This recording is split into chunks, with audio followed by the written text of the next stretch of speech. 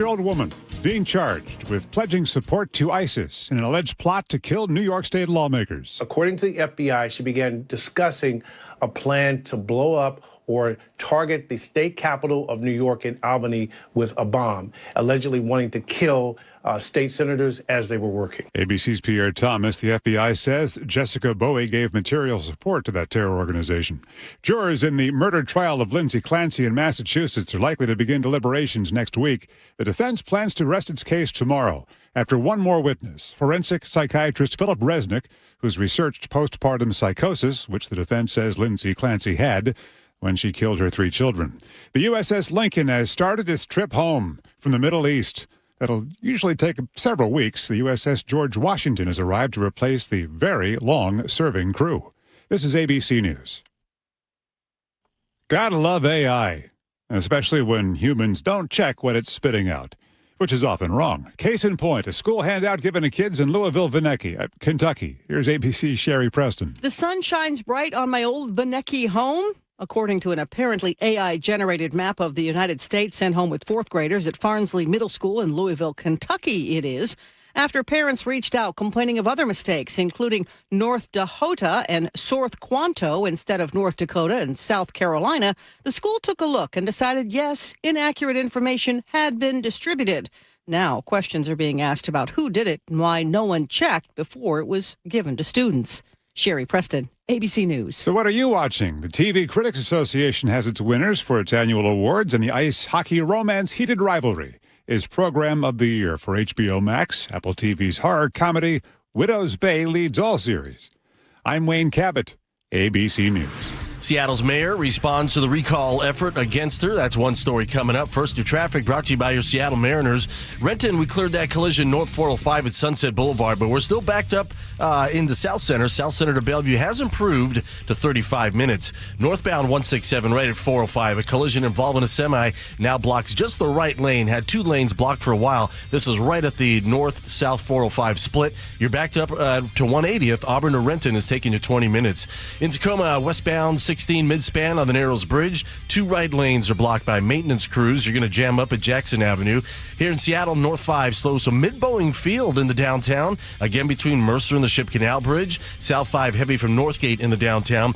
And in Jefferson County up at Discovery Bay, Highway 101 and milepost 280. Traffic is still alternating at the scene of a collision. Don't miss fireworks nights all summer, presented by T-Mobile. The next show is August 21st as the Mariners take on the Cubs.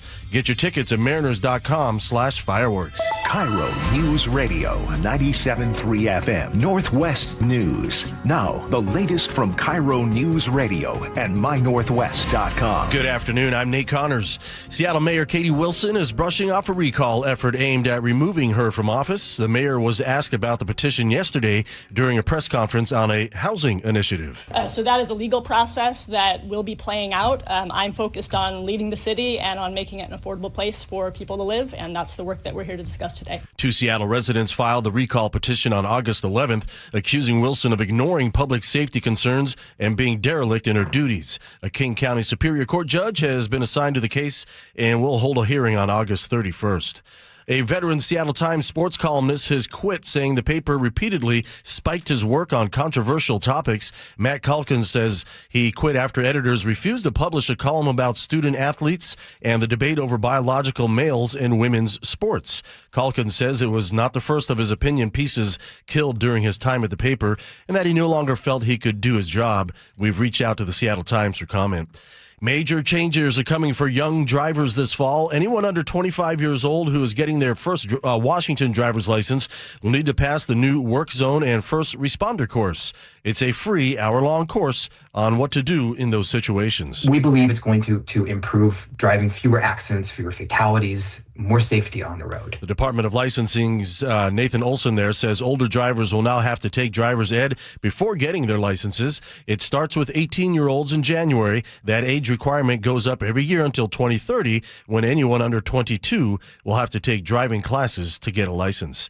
Marathon contract talks continue today between Seattle teachers and the school district. KIRO News Radio's Tim Hull with the latest. Ballard High School science teacher and union rep India Carlson says she'd rather be in her classroom instead of at the bargaining table. We need a contract so that I can focus on getting ready for school, finishing up getting my classroom and the greenhouse and the garden ready for students. Her comments posted on the Seattle Education Association Facebook page. The union says pay, workload, planning time, class sizes, and staffing are among the issues on the table. The current contract expires August 31st, with school scheduled to start the next day. Seattle Public Schools says it wants a fair deal, but also has to keep the district's finances in mind. Today's bargaining session is scheduled to run until 9 tonight. Tim Hull, KIRO News Radio. And now your KIRO News Radio weather. Looks like we're going to ramp up the temperatures this afternoon. Mid-80s for our high with blue sky all day. Tomorrow we'll see some high clouds work their way in. Partly sunny conditions, and tomorrow's high near 80. Saturday, isolated thunderstorms and a cool down with a high around 71. We'll rebound a bit on Sunday with 77 for the high. Mostly sunny and 73 in downtown Seattle. I'm Nate Connors, KIRO News Radio. Your best source for local news, serving Western Washington and the world with the KIRO News Radio app. Always streaming live on your smart speakers. You're listening to KIRO News Radio, Northwest News. And now, it's time for the Jake and Spike Show on KIRO News Radio. With your hosts, Jake Skorheim and Spike O'Neill. Welcome to the show. Jake Skorheim here, sitting alongside Spike O'Neill. Spike, happy Thursday. Happy Thursday, brother. Oh, my goodness, do we have a show for you guys today. We've really outdone ourselves, I got to say. Sit back, 3 hours. You don't want to miss a second of it. If you have other plans, cancel them. Cancel them right now. I don't care if one of your adorable kids is performing in their very first anything. If it's worth seeing, it'll be better the second show. That's always been my mantra. Get somebody to record it. It's just as good. It's just as good. We got a lot of stuff to get to today. The story we're going to start with today is actually one that we weren't even planning on talking about until we started seeing this pop up. It's becoming a very, very big story, and by later today, I imagine it would be a national story talked about all over. But certainly locally here, I would say this is probably the number one story in local news, and this is about a Seattle Times, now former, Seattle Times sports writer who just had to resign his job. He just quit his job because the Seattle Times spiked one of his stories.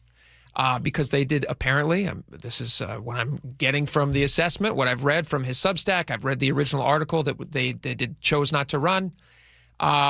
It has to do with women's sports, and Seattle Times decides it's not something they want to run. And Matt Calkins, who is a former sports writer for the Seattle Times, he said, listen, guys, like, this is about free speech, and I want to write this article, and if you're going to spike this and others like it, this is not the place for free speech. And so we reached out to Matt, and I'll tell you, his schedule is very, very busy. And so we just, literally like 2 minutes ago, we just were able to get a very good conversation with Matt. It's a little longer than our normal conversations, and we're going to run the entire thing at 2 p.m., but we're going to give you a little bit of that at 12:30 today. But this is, this is one of those stories, Spike, that's kind of he's been at the Times for what, 11 years? 11 years. And to Matt's his revelations to us, this isn't the first time that the Times decided what he can and can't say in his own opinion column. Yeah. And it come to a point where he wrote this particular article that we'll talk about more at 12:30, and then in full at 2 o'clock. It's about biological men competing in women's sports. And it's a conversation worth having. Yeah. No matter what side of an issue you fall on. And as were the other articles, they chose not to run because of a protected point of view that the Times is going to insist upon he go forth with. And he decided, I want to write what I want to write, and free speech matters. So the man finds himself today an independent operator. And you know what? He's got it is a big deal. You've been at somewhere 11 years. You've paid your dues. You've climbed the ranks, especially in media. I was going to say, in this arena that he finds himself in as a sports columnist, the opportunities to have a voice are becoming less and less and less. I wouldn't be surprised if AI gets the gig when he moves out of the office. AI would be across the media sphere. Sure. Jobs and opportunities for genuine, honest, authentic voices are becoming fewer and further between. AI would be a mistake if they replaced him with AI, but I could see them doing it. You're right. Let me just read you his post about resigning, and then we'll get into something else here. We got some more Katie Wilson stuff, but we're going to come back to this at 12:30 in earnest and discuss this. But he says, after 11 years as a sports columnist at the Seattle Times, I've decided to resign.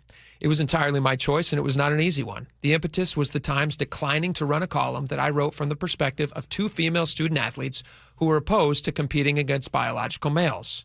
Side note, this is me talking, not Matt.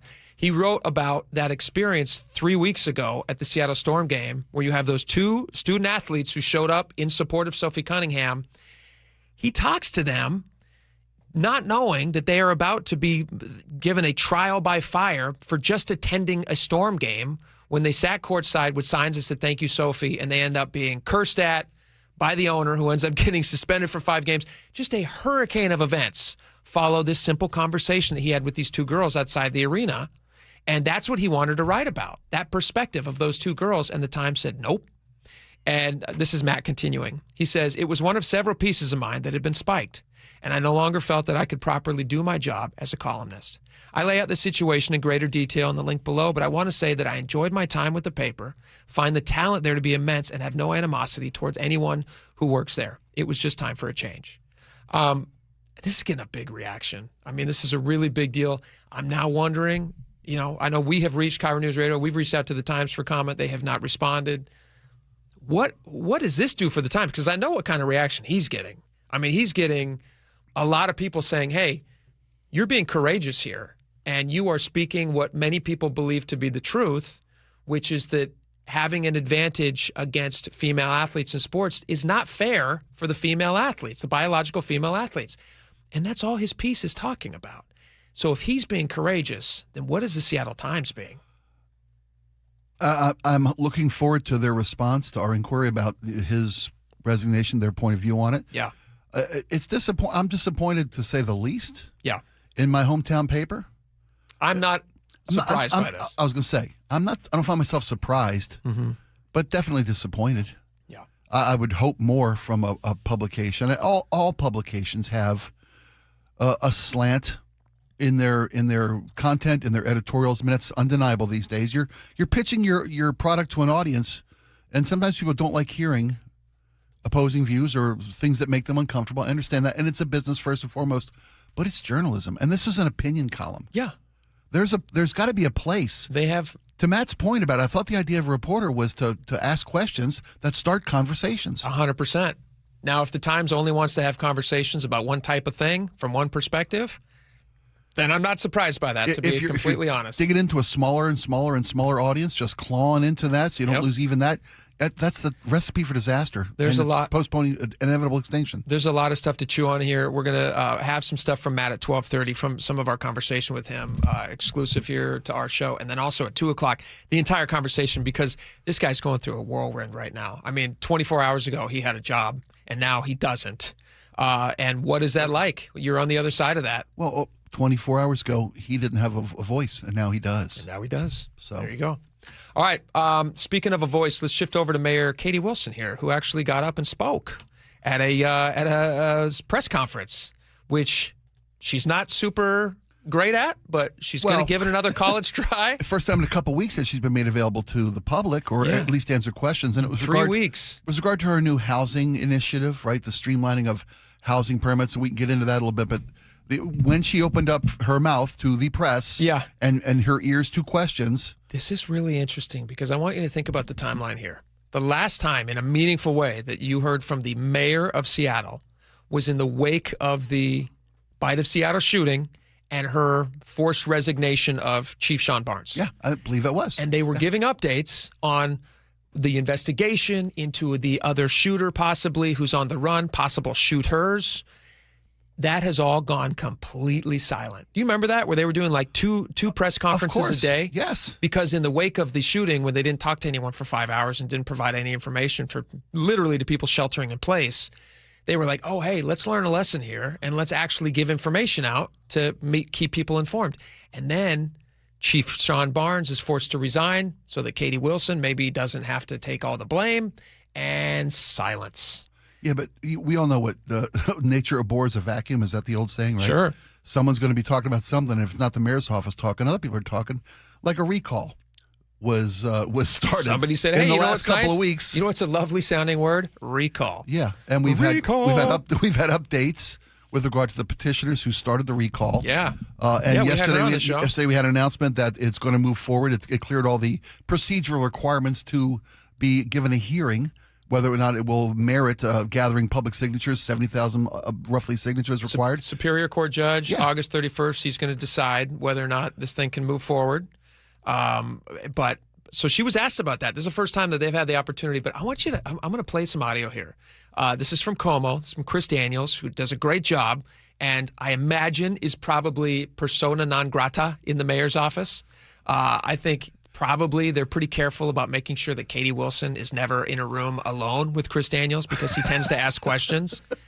And so she's standing in front of the podium, but he sets it up here this way. He talks about, listen to his description of the press conference. I think this is interesting and informative. Listen to this. Mayor Wilson made a carefully controlled public appearance today to announce a new housing plan while she simultaneously tries to navigate a delicate legal situation, not only involving herself, but the decision to get rid of the Seattle police chief. All right. The operative words there, carefully controlled. Oh, you bet. It is interesting to me, and I'd be interested in your take on why this is. Why do they find it to be that Katie Wilson literally has to be walked around like a child and told how to say things, what to say? We've seen this in first person. This is not me just like like ranting here. In front of the cameras with Chris Daniels, Katie Wilson was literally sidelined by a nameless aide who said, "You're not going to answer that question." So we know that they're controlling carefully how she says things and the messages she's delivering, which maybe, I don't know, is that possible? That's the reason why they didn't give any information out for 5 hours? She just wasn't ready or prepped on that and they needed to prep her on it? I don't know. These are just questions. Yeah. But why do they think they have to be so careful to control her? Because she's no news bulletin here. She's inexperienced. Yeah. She has no skills with regard to how to convey her platforms or her messaging or information in general to the city. and compounding that is no team in place to help her do the job. No support staff. Any good leader, I think in any organization of any capacity, is the decision maker, but surrounds themselves with smart people who know how to do the jobs that need to be done. Sure. They listen to advice, they gather information, and they're the final decision maker. But she's got no good input from her, I should say. Because the people who she hired initially, they all quit. They all bailed because, either they realized that they had gotten onto a ship that was full of leaks, or they weren't up to the job they got. Yeah. A lot of the people that were in her first iteration of her administration. She's only, 8 months in, 9 months in? Yeah, but a lot of people she first brought on board were longtime associates of her in other capacities who weren't ready for prime time. Yeah. And the people that are in these chairs today aren't ready for prime time. There were some other players who actually had a history in politics who maybe identified and they said, "Hey, you know what? Like, we thought that we could help corral her in the right direction." Yeah, that's what I'm saying. Impossible. Got on a ship full of leaks. Yeah. I don't mean holes. Not like they're giving up information. No. We wish they were. They got in a sinking ship. A sinking ship full of. It's taking on water. Yeah. Yes. Okay, so what she wanted to talk about at this press conference is, obviously housing's expensive. And she wanted to talk about how she's going to fix this housing issue. Listen to her setup here. We are establishing a housing production task force. A task force. So Chris Daniels, being the wonderful reporter that he is, he says, all right, how is a task force going to help? How does forming a task force with recommendations that are due in September of 2027 actually build housing right now? This task force is going to be providing rolling recommendations. Rolling recommendations. Okay, if you see it, fix it. I like that. I can buy into that. I don't buy into it. Okay. A task force is a let's go with your sinking ship analogy. A task force is her going down, trying to find the hole, and just trying to plug it as best she can. No. A task force researches the best ways to plug holes. They do in-depth studies. Oh, they don't even plug holes. No. They're looking on the right. best ways to plug holes. What kind of materials can be used in hole plugging? What kind of hole plugging materials are long-lasting? What's the duration of these materials to plug holes? That's going to take about 6 weeks to figure out what may be the best mechanism. Then once we find the right materials, we all swim to shore. We find the right materials. We find what is the best hole plugging technique that we can employ. That'd be cost-effective to the city. Oh, I love it. It's the best. I mean. The goal itself of streamlining the permitting process. Yeah, that's what the task force is asked to do, because the time to streamline housing construction in this city is twice the expectation. It's normal. It's projected timeline for getting permitting for large scale apartment complexes we see going up and down I-5 along the light rail corridor. You see like pop little cities going up everywhere. The permitting process, because it's so bureaucratic and so many different all the red tape iterations, all of it. Just get rid of the red tape. Takes like almost 2 years. A smaller duplex, triplex takes 2 months or 4 months. All of it takes twice as long as anticipated. What was the number that we had to? They are required to put so much into low-income housing. There's like a tax that they collect per square foot. Do you remember this? Developers, if they want to build in the city, they have to dedicate so much space to low-income housing, a percentage of their build. Wasn't it basically like 25%? Yeah, or they could buy their way out of that. They could pay into the system, if I'm not mistaken. But it ended up being like a 25% tax. And then Bellevue, who fixes the entire problem by saying, hey, here's what we're going to do for you. We're not going to force you to do that. But if you give to low-income housing, or if you donate money towards whatever, we'll let you have tax-free on that property for 12 years. Right. Is that not just a naturally better incentive? You're incentivizing people to invest money with you instead of penalizing. It's like somebody says, hey, you know what? I want to spend $2 million and I want to build some housing. Will you build a garage for $2 million? I apologize. I want to spend $25 million and I want to build housing. I want to build 5 units. Right. We're $25 million. And the city of Seattle says, penalty. When you go like, wait a minute, I'm about to spend $25 million. What are you going to penalize me for? I could go over to Bellevue and they'll make me, I don't even have to pay taxes on this for 12 years. We don't need more housing that no one can afford. We need affordable housing. And if you don't give us a percentage of your build, your construction, your investment.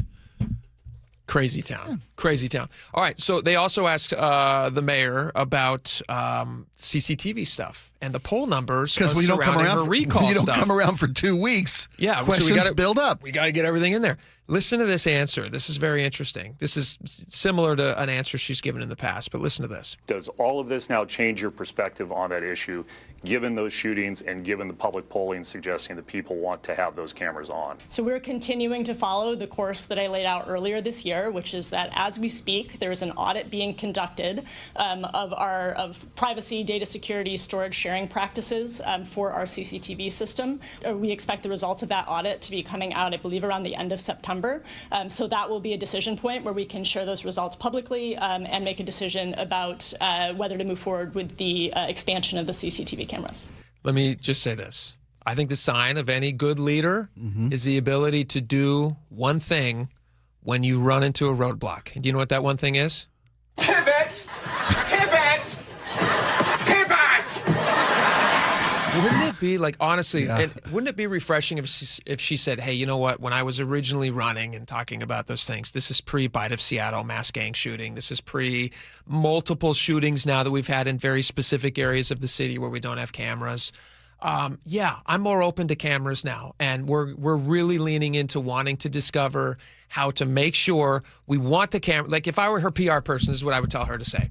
I would say, we want the cameras. We want to do everything we can, not only to stop these things from happening, to make people understand that they're going to get caught if they do bad things, but if they went ahead and did bad things, we're going to get them on camera so that we can prosecute them to the fullest extent of the law. Yeah, right there. And we also want to make sure that we're protecting people from whatever boogeyman that we're trying to sell you that is trying to get you. So we're going to do that as well. But we can do both those things at the same time. Instead, she just buries her head in the sand. She says, you know what, we're just going to stick to the same course that we've been doing. I got a survey, an audit coming back in late September. In late September. We just kicked this can 7 more weeks down the unsafe city road. And then you have people out there, literally like active shooters who are out there. They're still investigating. Yeah. Who now know, like, hey, if we're going to do something, we got till late September to get it in. I mean, that's like, you got to pivot at some point. And you got to have the leadership to recognize that maybe the people who are in your ear telling you no CCTV cameras don't know what they're talking about. Well, to quote G. Scott, which I often love to do, we're getting what we voted for. I didn't vote for her. Well, I'm speaking to you, Katie Wilson supporter. Yeah. You're getting what you voted for. Well, maybe they don't want Inexperience wasn't an unknown commodity, unknown quality here, or lack of quality here. Here's a question of the day for you. Question of the day. Okay. Should Katie Wilson be pivoting now? Is it time for Katie Wilson to pivot? Should she pivot on? You can answer any number of these questions. Should she pivot on this housing stuff? Is the task force going to work? How about we ask best advice you could give Katie Wilson today? Great. What's the best advice you could give her as mayor? If you had the mayor's ear, would you mail it to her? Sorry, no, I'm kidding. I'm kidding. If you could give meaningful advice to Katie Wilson, yeah, and we want solutions and she would take it in to actually implement in the city, what would you do? Don't ask if she needs help packing. Yeah. Come on. No, let's assume that the recall is not going to happen, and that she's going to be mayor for at least a few more years. What advice would you recommend that she take? Hit us up at 888-973-5476. All right, we got a lot more coming up next with Matt Calkins. Stick around. Be right back. This hour is brought to you by Sunset Auto Family. KIRO Newsradio is honored to bring home one of the nation's top awards in our industry, the prestigious National Edward R. Murrow Award for breaking news coverage. One award is the result of our team's hard work every single day, and none of it would be possible without you. You trust us with important information every time you choose us. Whether you listen over the air, on the KIRO Newsradio app, or you watch us on YouTube, thank you.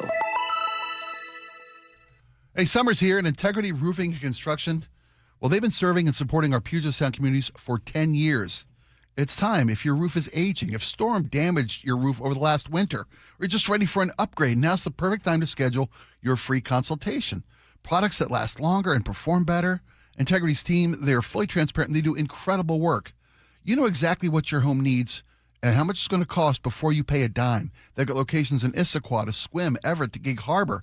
Visit IntegrityRC.com. That's IntegrityRC.com and book yourself an assessment today. Integrity Roofing and Construction. We're doing the right thing matters. August is Karastan month at Carpet Liquidators. Purchase beautiful Karastan carpet and get free installation. From carpet to flooring, we've got you covered at Carpet Liquidators.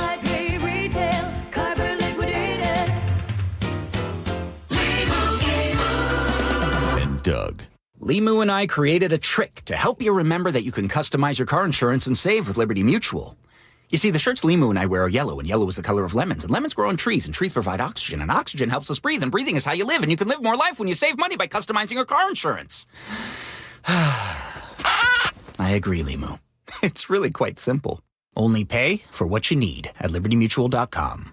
Liberty, liberty, liberty, liberty. Tired of hearing scary radio ads about the IRS? Tax Relief Advocates is different. TRA is here to tell you that if you owe money to the IRS, whether it's $5,000 or $500,000, we have a solution. TRA can eliminate or reduce what you owe to the IRS with zero risk to you. We have over 1,000 5-star reviews on Google and an A+ with a BBB. End your tax nightmare today by visiting TRA.com or call 800-583-6681. That's 800-583-6681. When it comes to disease threats, keeping people in the dark is never a good idea. Thousands of monkeys are confined in laboratories across Washington, including on UW Seattle campus. Records uncovered by PETA show many carry deadly diarrheal infections that spread to humans. But these laboratories aren't telling state health agencies. Tell Governor Ferguson it's time for transparency and better disease reporting. Visit PETA.org/Washington. Paid for by PETA. 2 years ago, my office launched a major media campaign to identify key witness to our client's bicycle accident, which we later settled for $10 million. Because when we accept a case, we don't rest until we do everything possible to improve our client's chance of recovery. We're one of only a few firms in the state with an in-house investigation team building our clients' cases. So when you hire Davis Law Group, you don't just get a dedicated and award-winning legal team. You get our commitment to better service and even better results. Request a free consultation today at 206-888 888-8888. Are you in pain? Have you considered surgery or even joint replacement? Hi, everybody. It's John Curley. Before you make that decision, I recommend you see Dr. Mark Wagner, MD, at Seattle Sports and Regenerative Medicine. I did, and it's been a game changer. My doctor took a look at my x-rays and said, well, looks like you need a whole new hip. And then he said, wait, how old are you? And I told him, and then he said, well, wait, you're too young for a hip. You're just going to have to, live with the pain. We'll see you in 3 years. It was horrible. Dr. Wagner is a board-certified Seattle physician with over 30 years of experience performing more than 20,000 stem cell procedures, using a person's own stem cells to regenerate cartilage in their own joints. People with severe osteoarthritis, even bone on bone, are back doing what they enjoy doing without pain and without surgery. So whether it's a hip like I had, or a shoulder, elbow, ankle, wrist, or knee, before choosing surgery, see Dr. Mark Wagner first. Go to drmarkwagnermd.com. You're still glowing, flirting, grooving. You've still got it. But your immune system weakens as you age, making it harder to fight illnesses like pneumococcal pneumonia and RSV. Vaccines are a key part of any health routine and can help protect you from getting really sick. Ask your doctor or pharmacist which vaccines you need. See more at PfizerForAll.com. Sponsored by Pfizer.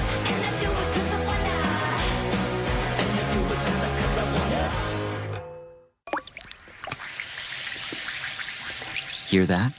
That's Alka-Seltzer, the sound of fast heartburn relief. Because when heartburn hits, you want something that works fast. Quick! Alka-Seltzer.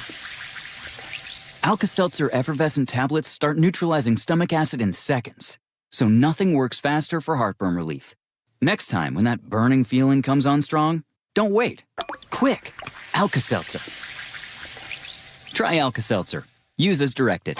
We meet by accident, fixing every last bit, Accurate Auto Body. If you've been in an auto accident, you have the right to take your vehicle to any repair facility. Accurate Auto Body has been family owned and operated since 1994, and they work for you, not your insurance company. Your insurance company may not love them, but you will, because We meet by accident, fixing every last bit, Accurate Auto Body. Seattle loves to celebrate big hits, touchdowns, Seahawks! and even parades. This city lives for Sunday. Get your tickets for Seahawks game days at Seahawks.com today. KIRO News Radio 97.3 FM Northwest News. Now, the latest from KIRO News Radio and mynorthwest.com. Good afternoon. I'm Nate Connors. Washington's wildfire season isn't just destructive, it's also getting very expensive, as we hear from KIRO News Radio's Tim Hull. The state has already spent an estimated $207 million fighting 20 wildfires since July 1st. The Department of Natural Resources tells the Spokane Spokesman Review that spending could surpass last year's record of nearly $286 million. Nearly 800,000 acres have burned in Washington this year, the third highest total on record. DNR says some major fires can cost more than $1 million a day to fight. The agency points to inflation, longer fire seasons, and more large destructive fires as reasons these costs keep climbing. Tim Hull, KIRO News Radio. Starbucks announces another round of layoffs. KIRO 7 TV's Lindsay Sheldon reports the company is slashing 224 jobs. The company says about 120 of those jobs are workers declining offers to relocate to Nashville. You might recall Starbucks announced in April it's building a new Southeast corporate office there. Another 104 positions are being eliminated through organizational changes that the company first mentioned in May.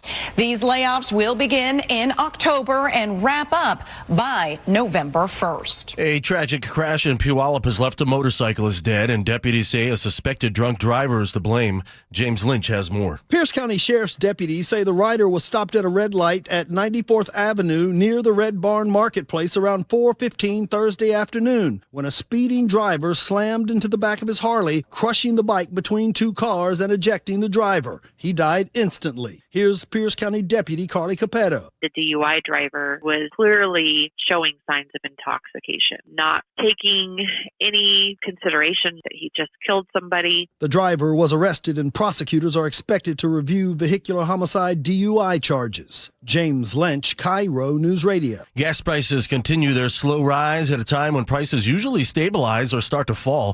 AAA reports the average for a gallon in Washington is 2 cents higher overnight at $5.22. That's 21 cents in a month. Diesel has jumped 33 cents in a month to $6.29. The national average is $5.50, the highest since the end of May. According to analysts at Gas Buddy, diesel could soon get close to record levels again because of tensions with Iran. A look at Wall Street, where stocks are deep in the red this afternoon. The Dow down 625, S&P 500 down 54, and NASDAQ down 253. And now check on your commute, brought to you by Lake Washington Windows and Doors. In Renton, North 405, we're bumper to bumper from the West Valley Highway to Sunset Boulevard from an earlier collision. We also have road work in the S-curves adding to this. South Center to Bellevue, 35 minutes, a 15-minute delay. We cleared our collision northbound 167 and 405, no longer any backups here. In Seattle, North 5 slow from the north end of Boeing Field into downtown, again between Mercer and the Ship Canal Bridge. South 5 remains heavy from Northgate into downtown. In Auburn, road work on eastbound 18 at Auburn Black Diamond Road blocks your right lane until 3 o'clock today. Right now, you're stacked up to the West Valley Highway. And in Jefferson County at Discovery Bay, Highway 101 and milepost 280, traffic continues to alternate at the scene of a fatality investigation. Save $588 on every window and $1,088 on every door, plus free heat deflecting glass. Visit LakeWashingtonWindows.com. All right, a hot one today, 85 and sunny. Friday, high clouds roll in. Start the still partly sunny and around 80, and then isolated thunderstorms and 71 Saturday. 73 and mostly sunny in downtown Seattle. I'm Nate Connors, KIRO News Radio. Your best source for local news. You're listening to KIRO News Radio, Northwest News.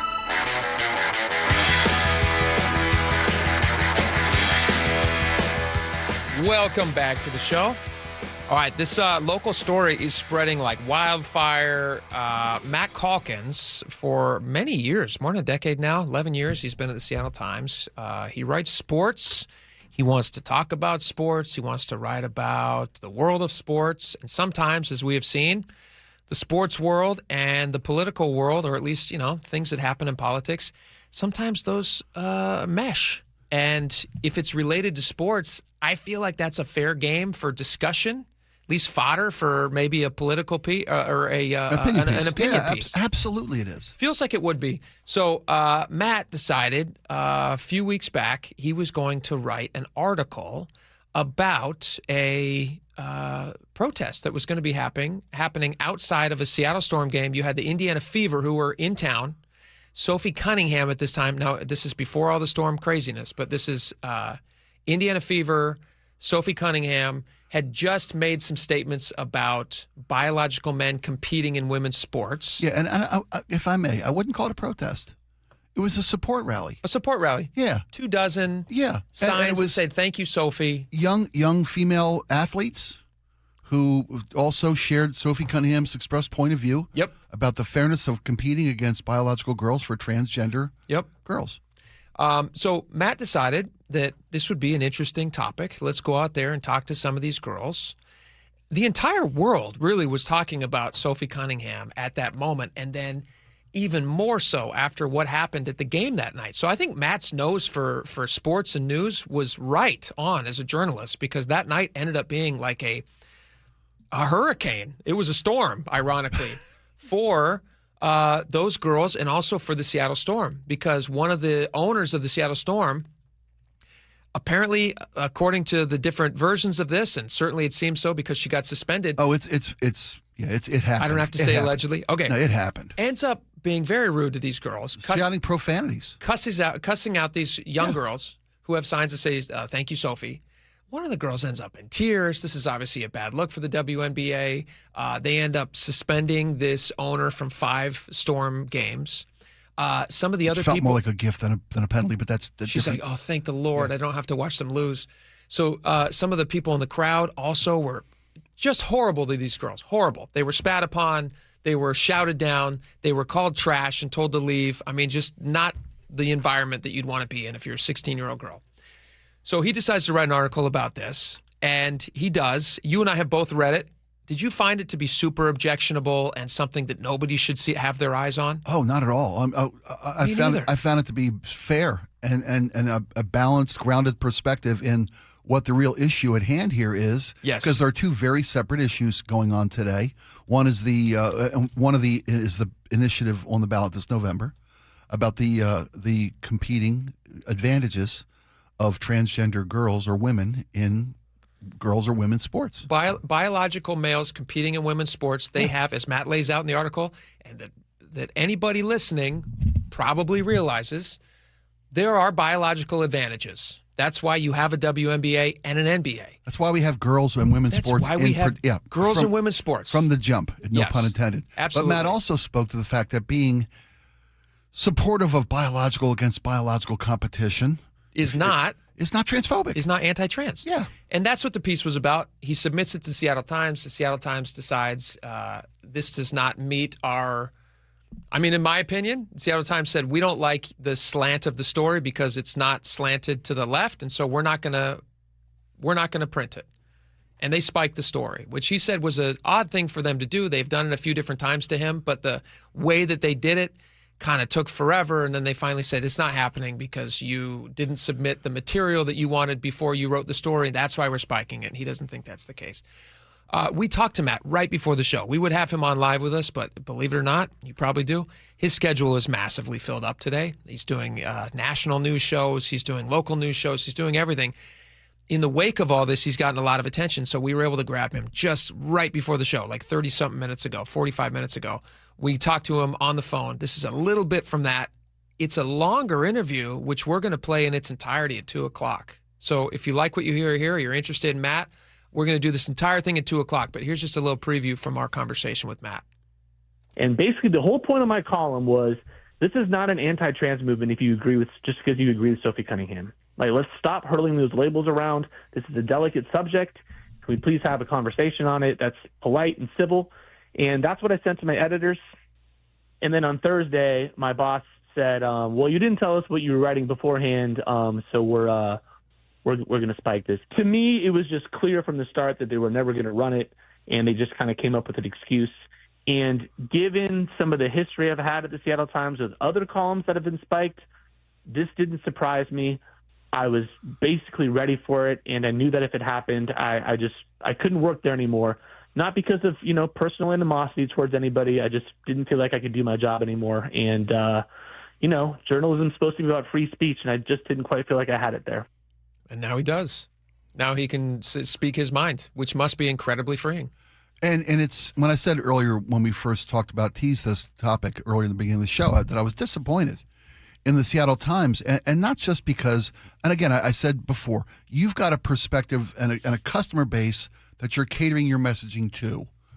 But Matt made the point that I thought the perspective or the objective of journalism was to ask questions that start conversations. Sure. And if the Times can't see the value in that, the piece he wrote, we both have read it, and people in our newsroom have read it, and we've kind of come, I think, agreed upon consensus. It wasn't a derogatory post, an inflammatory piece, an inflammatory piece. It was a pretty balanced piece. Yeah. Saying that, look, these communities with their different points of view have validity, and it doesn't make them a monster. It doesn't make them anti or hate mongers or whatever it might be. And for the Times to not see that, not see the value of putting this question into their readers, into the sphere, in the ecosphere, or whatever you want to call it. It didn't surprise me that they didn't run it. I mean, it didn't sound like it surprised him either, because he was ready to resign on the spot. He had an idea. It wasn't the first strike. It wasn't the first straw. It was the straw that broke Camel's back. Yeah. And caused him to say, look, I can't keep working here. These guys don't have a perspective that's a core tenet of my journalism. For Matt Calkins, is to ask questions that engage an audience. I think he's a brave guy, because it's, even though he's enjoying the moment right now of getting a lot of attention, he's also doesn't have a job. Right. He gave that up. He had to resign that. And that takes a lot of bravery, and it takes a lot of courage, and it shows a ton of character. Absolutely. He was doing the interview with us from his parents' house, and I could not help but think from a parental perspective, just because I have 4 sons, I could not help but think someday my sons, if they have to quit a job because they know that it's not the right place to be, I can't help but think that his parents aren't just glowing right now with pride over how they raised their son. And I think he's got a very bright future ahead of him. I concur. We're going to do the full interview. That was only a minute. The full thing is like 15 minutes long. We're going to play that at 2 o'clock in its entirety. So come back at 2 o'clock if you have to leave for any reason. But just don't leave. Just stick around. All right. We have a lot more coming up. When we get back, we are going to be chatting about, if I could get my show sheet. Data centers. Data centers, yes. Oh, my gosh. Yeah, data centers. If you live in Virginia, you like money. You love them. If you like money, this story's for you. Well, but you're not going to get it in Washington. Yeah. All right, we'll be right back. Stick around. KIRO News Radio, where you hear G and Ursula, weekdays 9 to noon. Starbucks is going to stop covering GLP-1 medications for weight loss. If you're on it, you know that these drugs per month can be like up to $1,000 if you don't have coverage. When have we ever believed that pharmaceutical companies or any other company is going to make less profit to help the people out? Watch live or later on the KIRO News Radio YouTube channel. Hi, Spike O'Neill for Aegis Living, voted best of Western Washington. Aegis Living centers around the Northwest offer luxury communities, chef-prepared meals, resort-style amenities, and a level of care that has earned them a recognition as the most most respected senior living community in America. In fact, Seniorly Magazine, the leading industry publication in adult communities, senior communities, analyzed 500,000 reviews, over 60,000 communities nationwide, ranked Aegis #1 senior living community in all of America. If it's time for your family to take a look at senior living or memory care, go to agesliving.com/spike and schedule a visit today. Not all roofs are created equal, and not all warranties are either. This is Justin Shirley, CEO of State Roofing and Exteriors. Right now, take advantage of free lifetime Golden Pledge warranties on all GAF shingle installations and save up to $3,000 or choose 0 down, 0 payments, and 0 interest up to 24 months. Summertime savings won't last forever. Protect your home with a roof you can count on for decades. Call 866-ROOF-ROOF or visit stateroofing.com today. Held to a higher standard since 1968. Hey, it's Jason Rantz here again with Greg Nunn from Nunn Better Tax Resolution. Greg, there are some folks getting CP 504 notices. This is not something that should be ignored. You need a professional. When you receive a CP 504 notice, alarm bells need to go off. And as much as you just want to push that envelope aside, because they know it's not going to be good. And it's not a very good notice to get because it means the IRS is really coming down on you hard. Get help right away. Call somebody that knows what they're doing and get some assistance. How have you helped? We help them by understanding exactly where they're at. We interview them, we talk with them, find out. We'd like to know, how did you get here? And then we make a plan whereby we do our level best to help people with this struggle they are having now with their taxes. Judgment-free. Judgment-free. If you're having trouble with the IRS, call Greg Nunn with Nunn Better Tax Resolution, 425-947-1967, or Google NUNN, Nunn Better Tax Resolution. 1-877 Cars for Kids, KARS Cars for Kids, 1-877 Cars for Kids, donate your car today. 1-877 Cars for Kids, KARS Cars for Kids, 1-877 Cars for Kids, donate your car today. Ready to get rid of that old car? Donate it to Cars for Kids. Call 877 Cars for Kids to speak to a friendly live agent. Donation is super easy, and your car can be picked up as soon as tomorrow. Go to carsforkids.org now or call 877 Cars for Kids to donate your car today. 1-877 Cars for Kids, KARS Cars for Kids, 1-877 Cars for Kids. Did you know you can donate real estate too? Go to carsforkids.org. That's cars with a K. Did you know that nearly half the homes in Western Washington are not properly insulated or not insulated at all? That may be the reason why your home is way too hot in the summer and way too cold in the winter. It may also be the reason that your energy bills are sky high. Right now, Insulation Northwest is offering a free inspection of your home's insulation. This is a $199 value and it's absolutely free, no obligation. Just call today and Insulation Northwest will arrange a time that works with your schedule. We'll perform a thorough exam of your home's insulation and give you the advice you need to start saving thousands. Everyone who calls today will also receive a free infrared screening of your home using the latest technology. This will help reveal any hidden flaws in your home's protective energy blanket. What do you have to lose? It only takes about an hour and it's absolutely free. Call Insulation Northwest today, the real insulation company. InsulationNorthwest.com. Certain industries expose workers to hazardous chemicals. If you worked in a paper or pulp mill, or in aircraft manufacturing or painting at Boeing, and have a child born with birth defects, your child may be entitled to legal damages as a result of your exposure to such chemicals. Birth defects have been linked to toxic chemicals, metals, and solvents used in these industries. If your child was born with brain or spinal cord damage, organ or limb malformations, blindness, cerebral palsy, genetic damage, or other birth defects, and you're a past or present worker in a paper or pulp mill, aircraft manufacturing, or painting, contact us now toll-free at 1-866-99-TOXIC. Your children may be entitled to legal damages. If you're a past or present worker in a paper or pulp mill or aircraft manufacturing or painting at Boeing, and your child has a birth defect, call toll-free at 1-866-99-TOXIC. Your call is confidential. 1-866-99-TOXIC. Message authorized by Weinstein Cajano, 600 University Street, Suite 1620, Seattle, Washington. Guys, your testosterone level impacts your energy, drive, weight, hair loss, and even ED. Revive Men's Health Seattle will check your T level for free. For your free T level check, exam, and consultation, call 206-529-1111 or visit ReviveMen'sHealth.com. Are you looking for the best deal on a new home? Discover the D.R. Horton Home of the Week. With new home communities from Lacey to Stanwood, ranging from the low 500s to the high 1 millions, D.R. Horton has the right home at the best value for you. Your new home is within reach, so what are you waiting for? Learn more about the D.R. Horton Home of the Week. Visit drhorton.com and schedule a tour today. D.R. Horton, America's builder, an equal housing opportunity builder. All right, welcome back to the show. Spike, you know, one of the favorite things of mine is data centers. I mean, a lot of people hate them, and I really, honestly, it's one of those things where the more I read about them, the more I like them. I really do. Okay. So I'm gonna present you with two stories, and my goal with this segment is to try to convince you. I'm not gonna get there. I understand that, but to try to nudge you closer and closer in the direction of saying, like, hey, you know what? Data centers aren't the boogeyman that they're being sold to us as. So two stories, two different states. The first one, I'd like to send you all the way to Virginia.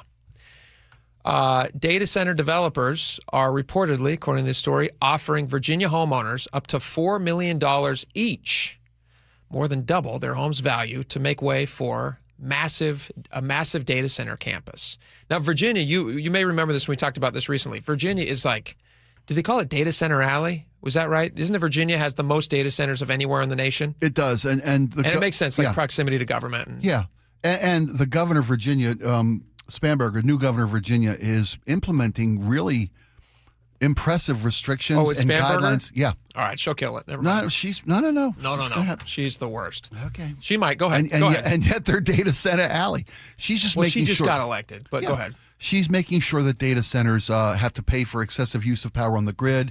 Part of the taxation on these data centers is going to go to rate rebates to the citizens of Virginia. All good things. They have to make information about the impact data centers have on homes available to homeowners. These are all things that, anybody who's a citizen and a homeowner, a ratepayer, these are good benefits for them. Yeah. She's not against data centers. She wants to make sure that they're responsible neighbors. That makes sense. Yeah. That makes sense. Yeah. I'm sure she'll find a way to bungle it. But let me take it to this. Keep an open mind, buddy. Let me take As you asked me to open my mind about data centers, go on. West Virginia. Okay. In West Virginia. So West Virginia, obviously, that's coal country, right? Oh, you bet it is. Okay. By the way, Black Lung is back. Is it? Oh, yeah. Black Lung is back. In West Virginia? In West Virginia, yeah. I got the Black Lung pop. What's that from? I got the Black Lung Rocket pop. Movie, right? The Rocket movie? What's that? Nope. No? What? I got the black lung, Pop. Zoolander? Zoolander. Yes! I knew it was either what's the Rocket movie with Laura Dern? Rocket movie. Remember? Oh, you're talking about October Sky. October Sky, yeah. They had the black lung too. They just didn't brag about it. That was Coal Country, and was that also West Virginia? Oh yeah, I bet. Okay. Oh yeah, you bet. Anyway, in West Virginia, what they're attempting to do in West Virginia is they're saying like, hey, if you other parts of the nation like Washington and like New York, places that are kind of like shunning data centers, Federal Way, Washington, you come our way, and we will be happy to have you. And what they're going to do to sell it to the public, they're talking about getting rid of the income tax in West Virginia. All the extra money coming in from data centers. They're saying we're going to state income tax. We're going to get rid of the state income tax. Wow. Now imagine that. Let me ask you this question. From either one of these two things, like we talked about Quincy, Washington yesterday, how much money Quincy has benefited from. You bet. Massively. Hospitals, libraries. Somebody comes up to you and offers you twice the value of your house. Mm-hmm. Or they offer you $4 million. Would you take it for a data center? They can keep the rugs and the towels in the closet at that number. You can have the dishes. You betcha. Absolutely. You can have the food in the fridge. Wouldn't there be an amazing benefit, though, statewide to have no income tax? No sales tax in Washington? Oh, absolutely. If they had data centers, if they said, wouldn't this be a massive win for Ferguson if he said, hey, you know what? West Virginia's got something right. We'll put it out on the east side where there's nothing and nobody. All the sales tax just gets wiped away at Washington State. Wouldn't that be amazing? It would be amazing. I'm with you. Why don't they do it? This seems like a no-brainer to me. I just want them to be good. Again, back to the governor of Virginia's points about making sure that they're good neighbors. Sure. That people have information about what the impact of a data center. I mean, it's great, they're buying up these homes for twice their value. Yep. For the footprint of the campus. How about the folks living next to the campus? Sure. That they don't want. Yeah. That are still in their home, their Virginia home, but now it's next to a 24/7 humming data center. Yeah. That bleeds into the grid or taps into the water supplies. Every time I hear that hum, you know what I'm hearing? I'm hearing no sales tax. Cash register. I'm hearing no sales tax, and that's what I'm hearing. You're winning me over. Okay, we got a lot of great stuff. The 1 o'clock rundown is coming up next. Top stories coast to coast. Stick around. Be right back. Dear Ursula, I have a group of friends who have bonded over... Hi, I'm Ursula Boytine from The G and Ursula Show, and I'm launching a new podcast called Ask Ursula. This is your space. Real life, real questions, whether it's about family, friendships, love, and yes, even the fun stuff like travel and finding your signature scent. Hit me up and ask your questions at mynorthwest.com/Ursula. I look forward to connecting with you. At mynorthwest.com and the G and Ursula YouTube channel. Our founders believed that freedom wasn't just a word. It was a way of life. The freedom to move forward, the freedom to pursue what matters most, the freedom to live fully. But aging has a way of taking those freedoms away. That's why there's Longevity Medical Clinic. John Curley here. My best move was becoming a patient of Longevity Medical Clinic years ago, and second best move, getting my wife Nicole to join me this year. Stop guessing and start working with a doctor who knows your goals and get personalized care designed around you, not the average patient. Discover what's holding you back and what can help you thrive with longevity. Aging is natural, but some of the effects are undesirable, and you don't want to have to just accept it. So this year, as we celebrate 250 years of freedom, ask yourself a simple question. Are you living with the freedom you deserve? Get real answers about your health and get your free health analysis at Longevity Medical Clinic. Find out more at lmclinic.com. Guys, I'll never forget the first time I saw somebody get results at our clinic. He was an 81-year-old man who hadn't been intimate with his wife in over 8 years. Viagra had stopped working for him, and he was desperate for help. After several treatments, he walked into my office and told me he couldn't believe the results. Needless to say, this was a very happy man. This man made me a believer in what we do. He had taken pills for years, but he had never fixed the problem. When he came to us, we fixed the problem. Our treatment does what no pill can do. So give West Coast Men's Health a call today. Speak with our clinic manager. Ask him any question you like, how it works, the science behind it, and even the cost. Change your life today, like the thousands of men who already have. In addition to treating ED and Peyronie's disease, we now offer testosterone replacement therapy. With clinics in Redmond and Tacoma, call 206-519-6541. 206-519-6541. Online at westcoastmenshealth.com. Hey, Jake Skorheim here. Did you know every qualifying vehicle at Sunset Auto Family comes with oil changes for life? That's about $150 each, and you get up to 5 a year, saving you thousands over the life of your vehicle. Visit our friends at Sunset Auto Family. You just get more at Sunset, and people do like that. Holy smokes! The On Cruise Adventures Rick Riz Show. What happened at the ballpark yesterday? Sparky's sitting on my scorebook here, my cat is. Friday mornings at 8:15 on Seattle's Morning News. Motorcycle accident cases require a thorough investigation by a team of experienced legal professionals if they have any chance of being successful. Insurance companies, juries, and even the police tend to assume the worst about motorcycle riders. Get help from an experienced team of attorneys that have successfully resolved hundreds of motorcycle accident cases over the past 30 years. Call Davis Law Group for a free legal consultation or get my free book on motorcycle accidents at WashingtonAccidentBooks.com. That's Davis Law Group, better service and even better results. Sprained wrist, ankle twist, broken thumb, can't make a fist, busted knee, surgery, that patch of ice you didn't see. Where pain starts, Jernavix suzetrigine begins. Jernavix is a non-opioid 50 milligram prescription tablet for adults with moderate to severe acute pain that reduces pain signals before they reach the brain. Tendon tear, nose repair, tripping on that broken stair, dislocation, operation, moped crash while on vacation. Do not take Jernavix with CYP3A inhibitors. Avoid use with grapefruit or liver problems as these may increase side effects. Tell your doctor about all your medicines if you are pregnant or breastfeeding. Jernavix may make certain medicines and birth control less effective. Side effects include itching, muscle spasms, rash, and elevated muscle enzymes. Joint displacement, knee replacement, fell on marbles in the basement, ladder slip, broken hip, that rock climb where you lost your grip.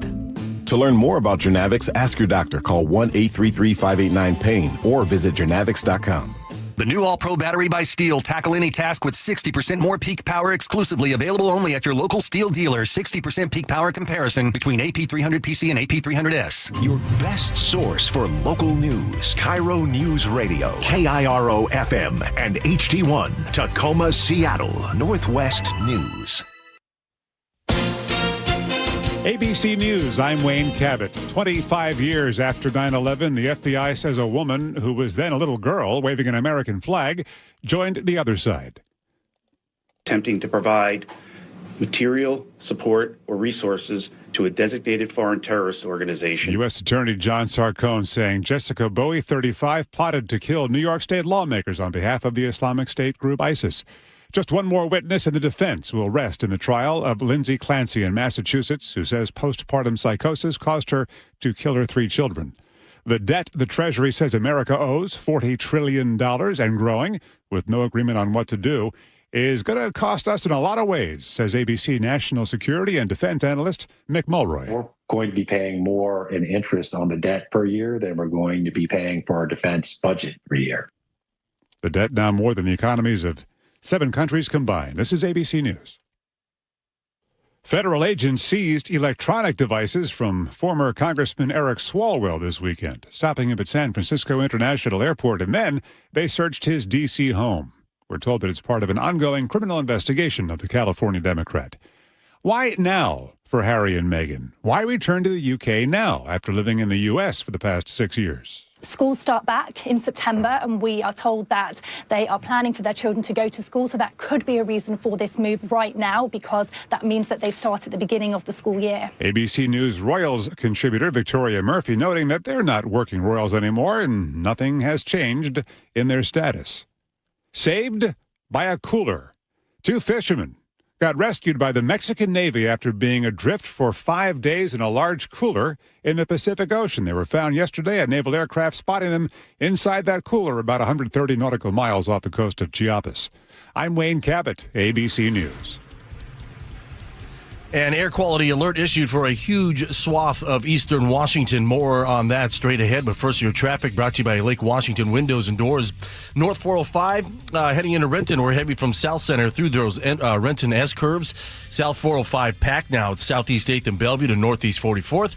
Here in Seattle, North 5, thick from the north end of Boeing Field in the downtown, and again between Mercer and the Ship Canal Bridge. Just volume here. It's been a tough go for quite a few hours. South 5 heavy from Northgate in the downtown. In Auburn, we've got road work eastbound 18 at Auburn Black Diamond Road, blocking your right lane till 3 o'clock. You're backed up to the Valley Freeway.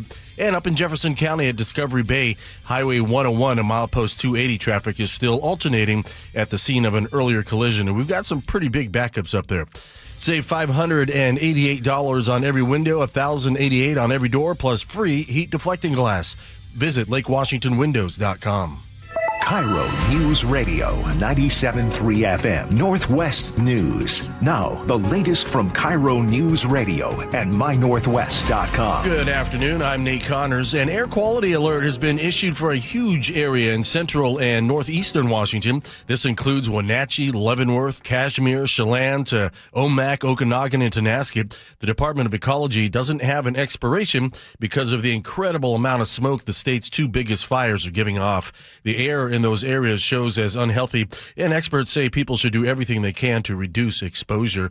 Speaking of, thousands of firefighters are still on the front lines around our state. KIRO 7 TV's Lindsay Sheldon has been tracking their progress. The Sinlahican fire in Okanagan County is the state's largest. It's at 154,000 acres. Estimated containment was lowered slightly to 44% overnight as it continues to threaten the town of Tonasket. The Little Giant fire in Chelan County is at nearly 138,000 acres. It's now 12% contained as more than 2,000 firefighters are battling this fire that's around Chelan. The Three Queens fire east of Snoqualmie Pass is still forcing evacuations around Cochise and Cle Elum lakes. A speeding driver involved in a fiery crash is lucky to walk away with his life. State Patrol Trooper Cameron Watts says this started around 1 a.m. when the driver was clocked going 93 miles an hour and tried to get away from a trooper by taking the North 5 ramp to Highway 18. But instead went straight into a field. That vehicle caught fire, but both occupants were able to make it out of the vehicle before it became fully engulfed. The passenger had to be hospitalized, the driver arrested. The man has at least one prior DUI conviction and was supposed to have an ignition interlock device on. Seattle Mayor Katie Wilson is promising faster permits as part of a broader push to build more housing. Her new executive order creates a task force looking at affordable housing, design review, and keeping people from being priced out of their neighborhoods. We can't control every one of these forces, but we must take action wherever we can, because housing that people can afford is critical to a healthy city. The task force is expected to deliver its first recommendations next February. License plate readers helped Everett police track down the suspected child predator. According to KIRO 7, the man tried to lure preteens into his minivan. It happened earlier this month near Walter E. Hall Park. Investigators say he offered the young girls alcohol to get inside his vehicle. A witness stepped in to help, and the man quickly sped away. Officers later arrested him for luring a minor. And now your KIRO News Radio weather. Sunny and 85 this afternoon, 80 tomorrow with high clouds filtering in all day. By Saturday, it's isolated thunderstorms and a big cool down with a high around 71. We'll rebound on Sunday with a partly sunny afternoon and 77. Sunshine and 75 in downtown Seattle. I'm Nate Connors, KIRO News Radio. Your best source for local news, serving Western Washington and the world with a KIRO News Radio app. Always streaming live on your smart speakers. You're listening to KIRO News Radio, Northwest News. And now, it's time for the Jake and Spike Show on KIRO News Radio. With your hosts, Jake Skorheim and Spike O'Neill. Welcome back to the show. 1 hour down, 2 hours to go. It's the 1 o'clock rundown. Top stories coast to coast. We got a lot of them. This is a top story that's coast to coast. This is starting in the California coast. It actually started on the near the English Channel. Then it came to the California coast, and now it's returning somewhere in England. Boomeranging. They're boomeranging, which is Australian, but no, not in this case. This is the number one top story of most importance to Mrs. Skorheim in the Skorheim household, and this is, of course, Harry and Meghan relocating back to England. Yeah, I'm gonna have taking their family back to England. I'm gonna have to find a new feature for feeding time because this was my feeding time. Oh, was this yours? It really was. Man. Shoot! It's okay. It's okay. But it's a big story. It's a massive story. What the heck happened to Harry and Meghan? They've decided they're going back to England. which I thought was a land of like sadness for them. They did not like it seemed. They weren't. She wasn't made to feel welcome by the royals. That was the story, right? Yeah. She was not made to feel welcome by the royals. Yeah. And I would venture to just speculate. I don't think Harry's ever felt welcome by the royals. Really? I really think that. I really do. You're not being facetious. I'm not just being to get facetious. me going? No, not at all. I'm not being facetious at all. Harry, first this off, is perfect. Second born. Yeah. Right then and there. You're Mr. Spare Parts. He wrote a book called Spare. Right, exactly. Well, and I don't want to be the one to break the news to everybody, but if you look at Harry, yeah, and you look at Charles, I guess he looks like his mom, because he sure doesn't look like his dad. Oh, you think there might be some hanky-panky that happened somewhere? If you look at her former horse instructor, Mr. Spencer, or whatever his name was, wow. You think so? Wow. A lot of similarities? Wow. Well, we now know that curly ginger Charles hair was not interested in her. Right. Yeah. Curly ginger hair does not run in the Windsor line. Well, they've got a lot of ginger hair. They've got a lot of red hair. Well, they don't have much hair, but the hair that they do have is reddish colored. Him? Yeah. Not William. Yeah. William's not. That's Harry does. He doesn't have a ton of hair. But it's ginger. But it's ginger color. That's what I meant. Oh, maybe I'm wrong. Anyway. They may take after their father in that respect. Maybe they get that from the Queen. Yeah. You get baldness from your maternal grandmother, by the way. Here's what I would say. Here's the reason. Grandmothers go bald faster than dads. Here's what I think. Here's why I do think that he actually is the son of Charles. You think those? Well, I think he looks a lot like Prince Philip. Look at Harry's face, and then think about Prince Philip, the husband, the late husband of the Queen. Well, of the former Queen. The uncle, you mean Philip? No, who's the? Oh no, I'm thinking Andrew. Sorry, no, not Andrew.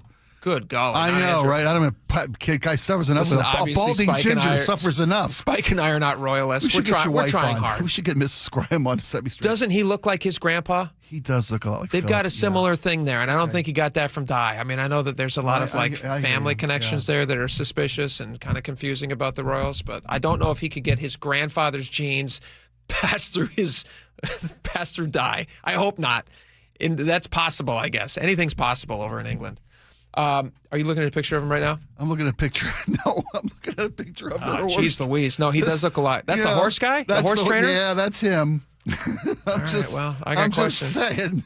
I'm just saying. In any case, Harry never felt welcome at Windsor. In any case, they're going back to England, which is kind of crazy because when they came to America, there was in recent memory, you probably have not had a larger news story than when a former royal, because that's what they call themselves now, former royal relocates to the United States. He marries an American bride. They try it for a few years in the England, UK. Yeah, didn't he abdicate his lineage, right? His role in the royal family. He's not the prince of wherever. They stepped out of public life, and I know that everything renounced his sovereignty, I believe.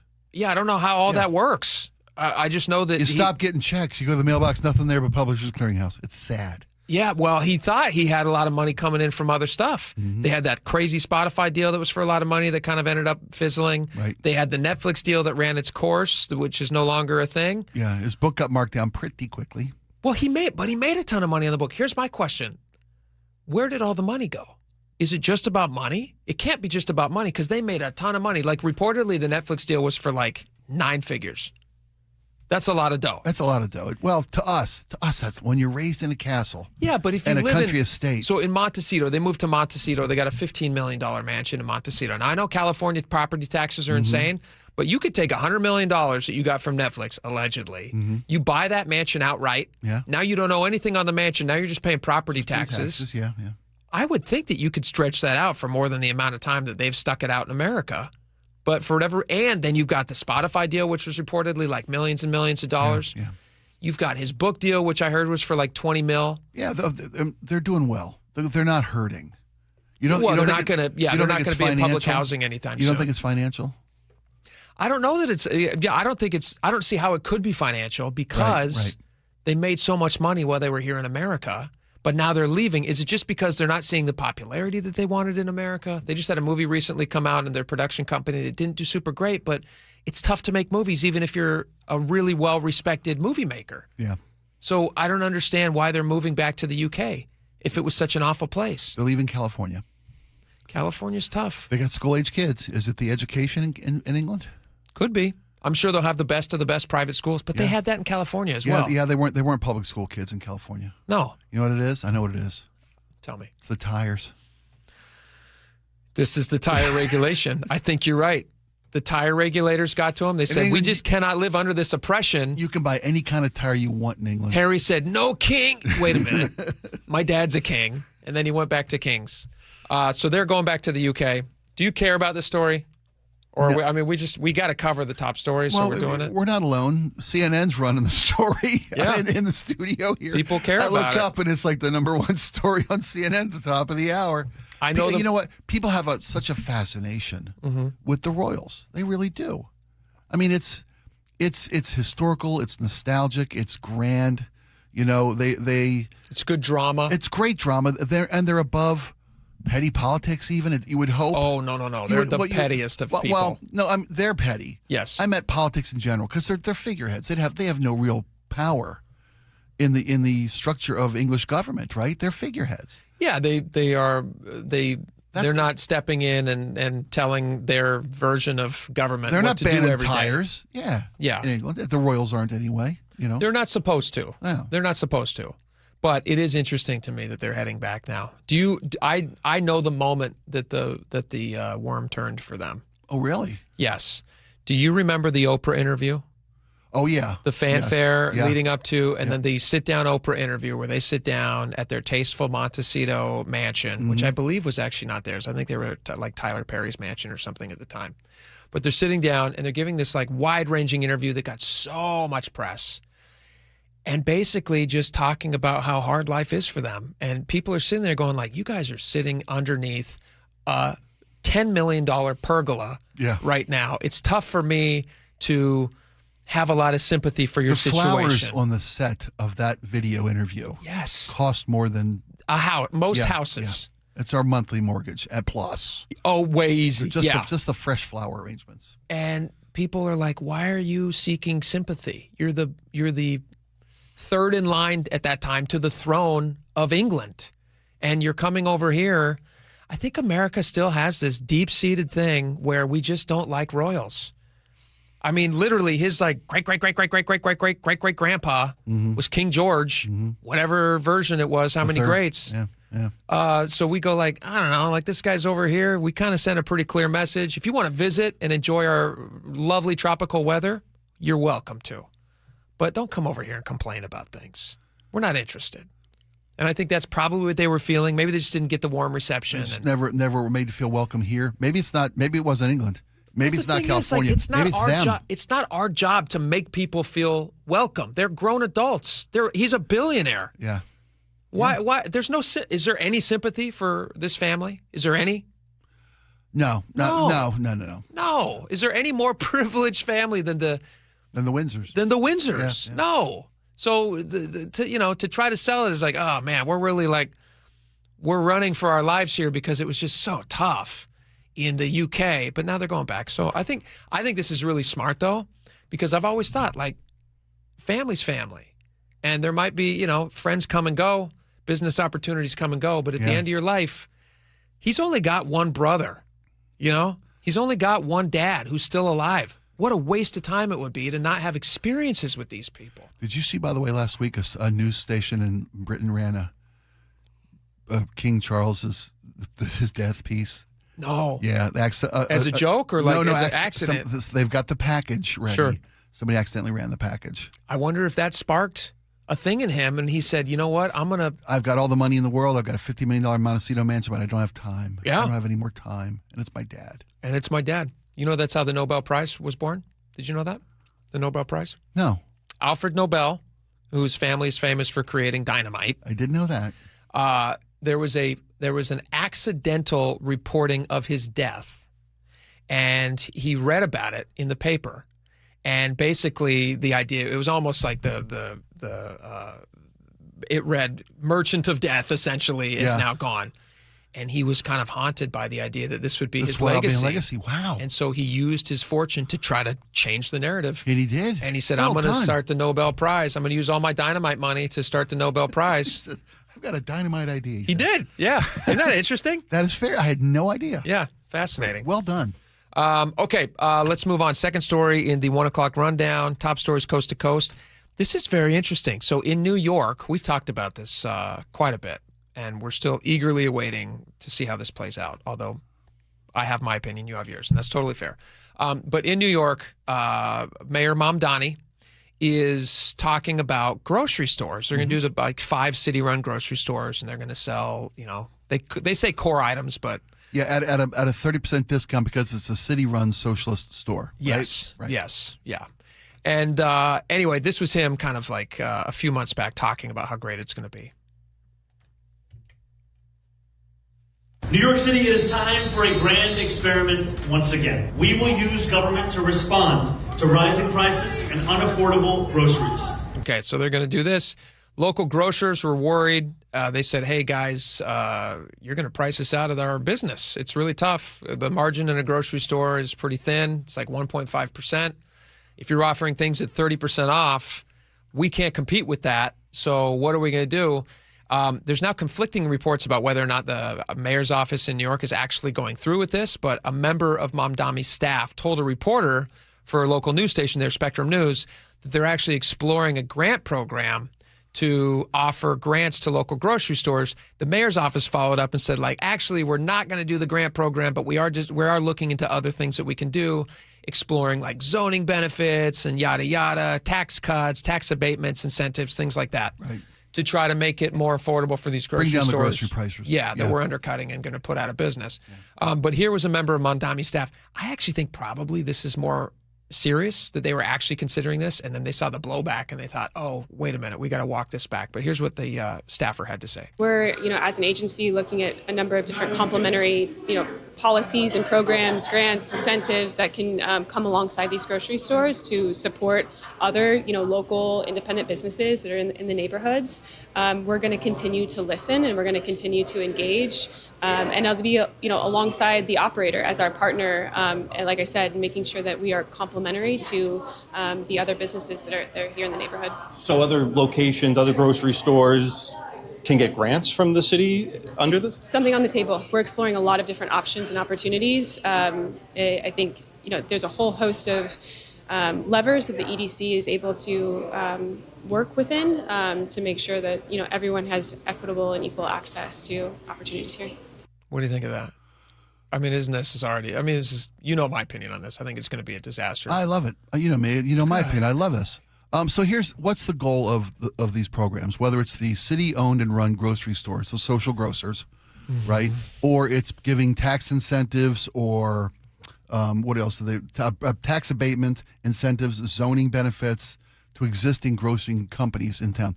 That'll help lower the price of groceries in these communities, right? Using your federal or your city tax resources.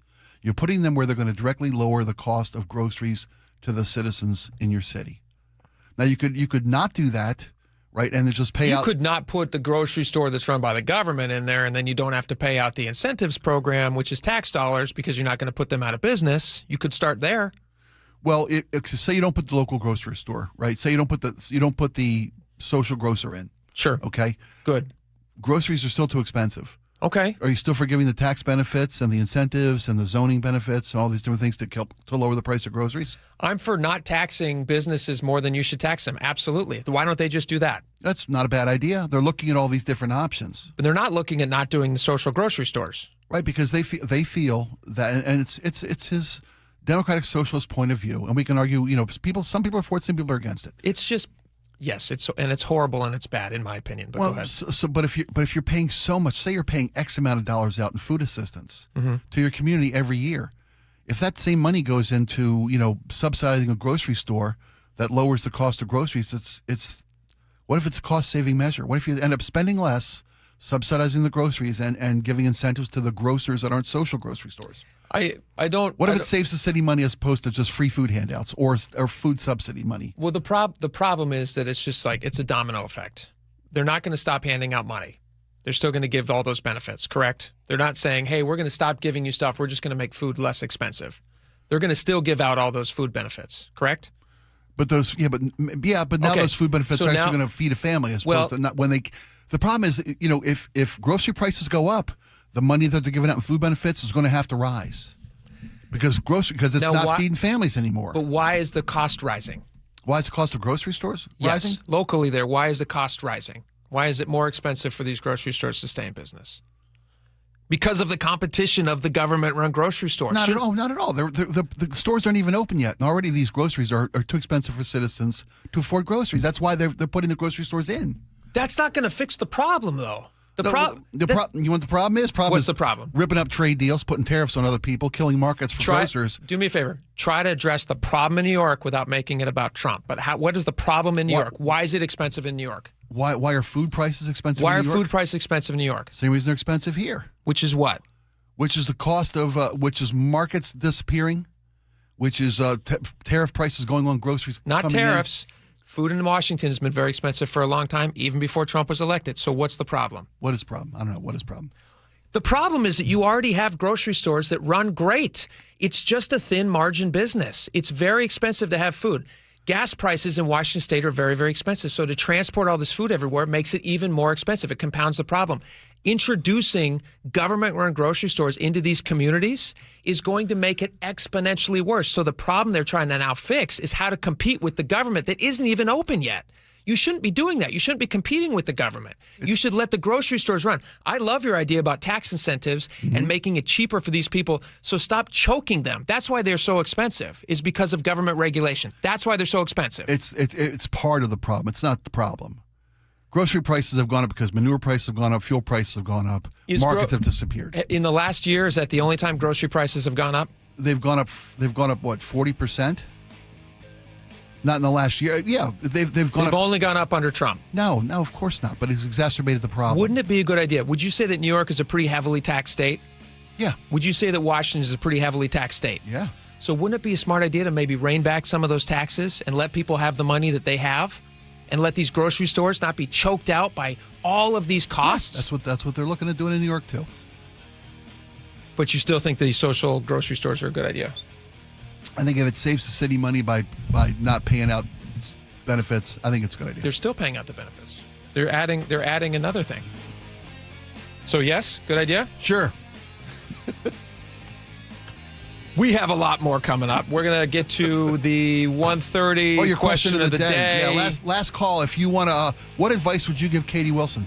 You got the mayor's ear. What? We're getting a lot of take-a-hikes. That's what the advice is. I knew we would. I mean, really, what would you tell the mayor to make your city? It's your city, and you got to counsel. You got to sit down with the mayor. Yeah. What are you going to say? Mayor's picking up lunch. What are you going to tell the mayor she needs to do to make your city better, safer? We'll get to some of those responses when we get back. Stick around.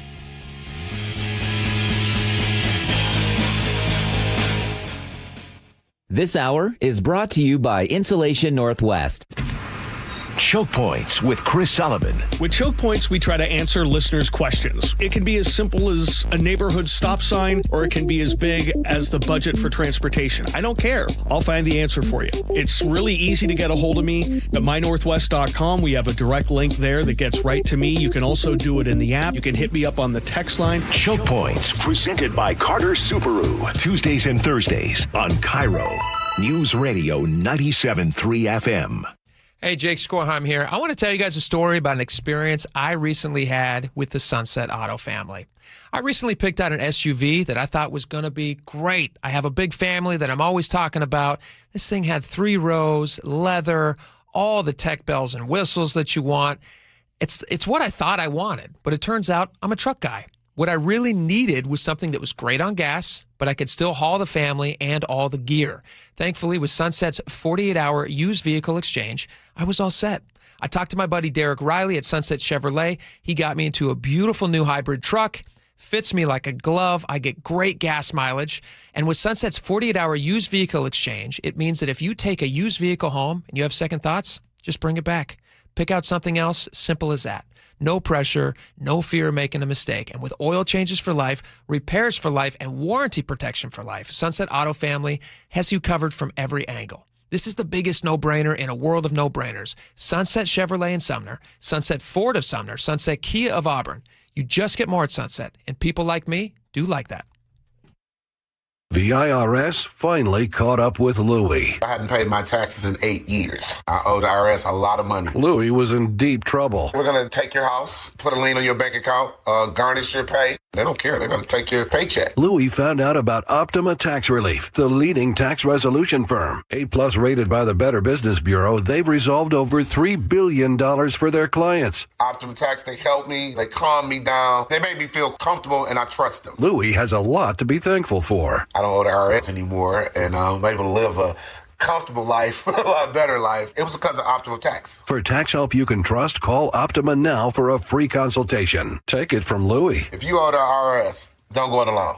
Give Optima Tax a call. They can help you. Call 800-343-6460. 800-343-6460. 800-343-6460. Optima Tax Relief. Testimonial from an actual client. Some restrictions apply. For complete details, please visit OptimaTaxRelief.com. This is the story of the one. As a maintenance engineer at a beverage manufacturing plant, he starts his day knowing every line is ready to run because Grainger delivers the industrial-grade products he needs to keep mixers, conveyors, and packaging equipment moving. With Grainger's vast selection of bearings, belts, and motors, he keeps operations running smoothly, so nothing grinds to a halt. Call 1-800-GRAINGER, click Grainger.com, or just stop by. Grainger, for the ones who get it done. Finding great candidates to hire can be like, well, trying to find a needle in a haystack, but not with ZipRecruiter. Its powerful technology actively finds and invites qualified candidates to apply to your job. So while other companies might deliver a lot of hay, ZipRecruiter finds you the needle in the haystack. See why 4 out of 5 employers who post a job on ZipRecruiter get a quality candidate within the first day. Try ZipRecruiter for free at ZipRecruiter.com/free. That's ZipRecruiter.com/free. ZipRecruiter. I want a woman. I want a big girl. See the hysterical Gabriel Fluffy Iglesias when he takes the stage at Muckleshoot Casino Resort, Saturday, August 29th at 5:30 and 9:30 p.m. This way, we both can agree on the temperature of the thermostat. He's sold out stadiums around the world, and now he's coming to Muckleshoot Casino Resort on August 29th. Get tickets before they're gone to laugh out loud with Gabriel Iglesias at muckleshootcasino.com. Hey, it's Jason Rantz. If your air conditioner is barely hanging on, CM Heating has one of the best offers I've heard this summer. Right now, you can get any size high-efficiency AC system for just $179.99 a month with zero upfront cost. And here's the game changer. CM Heating's Comfort as a Service program includes lifetime repairs, annual maintenance, and even filters at no additional charge ever. Go to cmheating.com and schedule your free estimate online today. License number CMHEAHL 751LW. Hey, how's your money situation? Are you ready for retirement? Well, if you want to know what the pros are doing to make wealth multiply and retire like royalty, then you need to listen to this show, Sound Path Through Retirement, with Ben Koval and Matt Leibarger. Get your money right and tune in every weekend, Saturdays at 10 a.m. and noon on KIRO News Radio 97.3 FM. Looking for the best deal on a new home? Discover the D.R. Horton Home of the Week. With new home communities from Lacey to Stanwood, D.R. Horton has the right home for the best value. Visit drhorton.com. D.R. Horton, America's builder, an equal housing opportunity builder. Guys, your testosterone level impacts your energy, drive, weight, hair loss, and even ED. Revive Men's Health Seattle will check your T level for free. For your free T level check, exam, and consultation, call 206-529-1111 or visit revivemenshealth.com. KIRO News Radio 97.3 FM Northwest News. Now, the latest from KIRO News Radio and mynorthwest.com. Good afternoon. I'm Aaron Granello. Seattle Mayor Katie Wilson's dance moves are in the news. KIRO News Radio's Jillian Raftery explains. It's a short video posted by Seattle rapper Y2K dancing to his up-and-coming anthem, SEA. But the lyrics reference guns, and his music videos repeatedly show people flashing them at the camera. So much criticism floated online. Y2K posted this follow-up video. Whatever, at the end of the day, that's still our mayor, and I'm a supporter. Gang. The mayor's team called it an impromptu boogie at a community event and said it shouldn't be considered an endorsement of any of the other content on that page. Jillian Raftery for KIRO News Radio. And you can read more on this and watch that video at mynorthwest.com.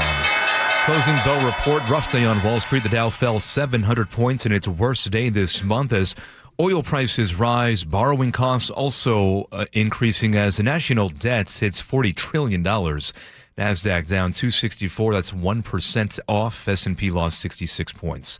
Starbucks announces another round of layoffs. KIRO 7 TV's Lindsay Sheldon reports the company slashing 224 jobs. The company says about 120 of those jobs are workers declining offers to relocate to Nashville. You might recall Starbucks announced in April it's building a new Southeast corporate office there. Another 104 positions are being eliminated through organizational changes that the company first mentioned in May. These layoffs will begin in October and wrap up by November 1st. More nonstop flights to Europe are on the way from Seattle. Alaska Airlines is adding flights to Paris and launching its first ever nonstop service between SeaTac and Athens, Greece.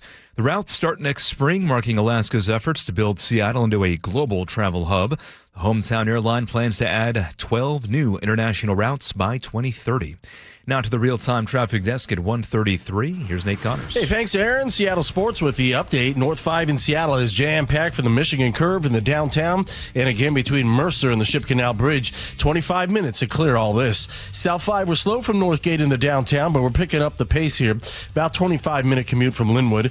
Over to Renton, North 405, heavy from South Center through those S-curves. Southbound 405, heavy leaving Bellevue at about Southeast 8th all the way down to the VMAC. In Parkland, we've got a collision fully blocking your State Route 7 on-ramp to westbound 512. Tacoma to Olympia, plan on a 50-minute commute. We've got a 7-mile backup between Lacey and Olympia, starting near Marvin Road. And back up to Jefferson County, Discovery Bay. We're all clear now. Highway 101 and milepost 280, following a 4-hour fatality investigation. Download the Seattle Sports app to stay in the know with the latest news, scores, and opinions about your favorite teams. KIRO News Radio, real-time traffic. I'm Nate Connors. Clear skies today, highs in the mid-80s. Tomorrow, increasing clouds and then some showers and possibly thunderstorms return on Saturday into Sunday. Right now, 78 degrees in downtown Seattle. I'm Aaron Granillo, KIRO News Radio. Your best source for local news. You're listening to KIRO News Radio, Northwest News.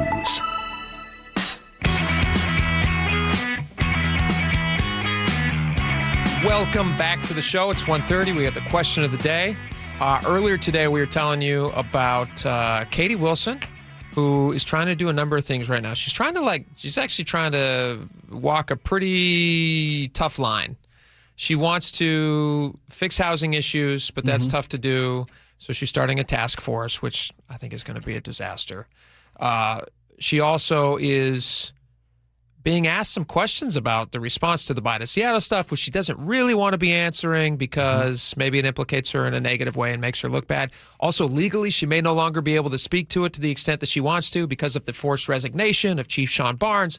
All this stuff puts her in a very interesting position. Yeah, I hadn't thought about her legal cuffing, handcuffs. Yeah. And maybe what she can and can't say about the things we want to know. Which to me feels like the voters should have precedent here. If you create a situation where you force somebody to resign and then you're protected because of some NDA that has to be signed when you two are discussing his resignation from having to discuss anything, that doesn't seem to work.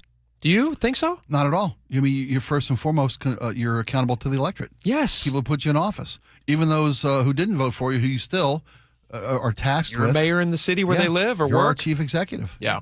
So we asked you guys, we said, hey, what advice? This was a great question. You came up with this. Great idea. If you were going to sit down with Katie Wilson, have a coffee, whatever. Yeah. What advice go to a would you local give her? coffee shop because Starbucks is leaving. Yes. Find yourself a local coffee shop. She's probably not going to be found at a Starbucks. Is she still boycotting that, by the way, or has she given up on that boycott? I don't think she's boycotting. I don't think she has a chance. Her local one closed down. But and moved to Tennessee. More Starbucks layoffs announced today, by the way. Let's get to the question. What advice would it be? Go for it. Eric in Everett says, not only is the mayor ushered around like a child, but she allows it to happen. Act like an adult, Mayor Wilson. That's his advice. Always good advice. Mark in Port Townsend says, what I find interestingly scary about a, quote, political leader like Katie Wilson is that her base messaging and agenda is the promotion of the government as a nanny state for the well-being of the populace. But She herself is in a desperate need of a nanny guidance in order to maintain her position and political wherewithal. She represents a perfect example of the blind leading the blind. This is what you get when you vote for democratic socialism in Seattle. Yeah, nice job, Mark. Yeah, Dave and Graham says, can we all agree that she will go down as the worst mayor in Seattle history? She just needs to step down and save herself the embarrassment. So his advice is step down. Brad the painter. Katie panics in uncontrolled public situations. It's even in her. It's in her voice, even when reading prepared statements. This won't change. Doesn't mean she can't do the job, but it's going to remain a problem for a mayor. That is true. Brad's not wrong. So much of politics is how you convey the message. Absolutely. I would be surprised if she has not already had conversations with people or is not currently having conversations about. Just sit down with people who are really good at PR stuff. Mm-hmm. Just public speaking. Yeah. Just like get a room full of people, and these are like paid people. I mean, she's got a big staff. Put them all in a room, stand in front of them, and just talk. And just have conversations, express ideas, do stuff on the fly. Build some comfort. Build some 100%. Build comfort, build confidence. Let them throw questions at you that maybe you're not comfortable answering in a safe environment where it's not even being recorded. Well, the team doesn't go out on the field at Lumen without practice. Practice. I mean, come on. Yeah. Workshop your messaging. 100%. Fernando in Seattle says, didn't vote for the mayor or support much of what she does, but you guys find fault in every little thing she does. You're making her look sympathetic with all the criticism. Give her a chance. She's only been in the job 8 months. Fernando, I disagree with you today. You know what? To which I say, has it only been 8 months? Feels like forever. I will give her credit.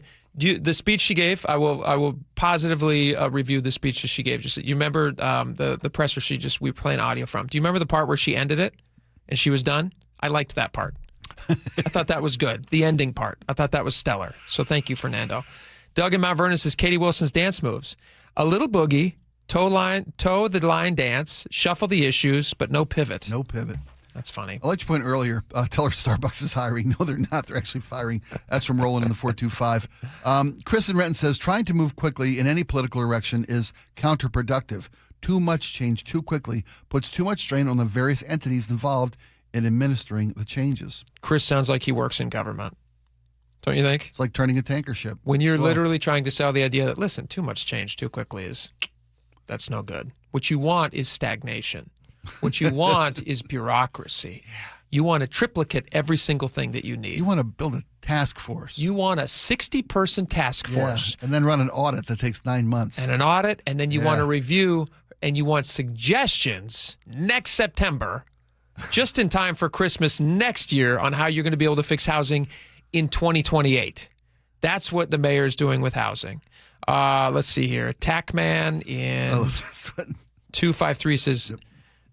he'll tell the new mayor of Seattle, haters are always going to hate. Shake them off. Oh, that's nice, Tackman. Haters going to hate. Yeah, shake them off. Kara, the cleaning lady, says, I would tell her that she needs to be mayor for everybody, not just for the people that voted her in. She needs to start compromising on safety issues. She keeps kicking the can down the road on that with her studies. I mean, it's been noted that 75% of the people want cameras.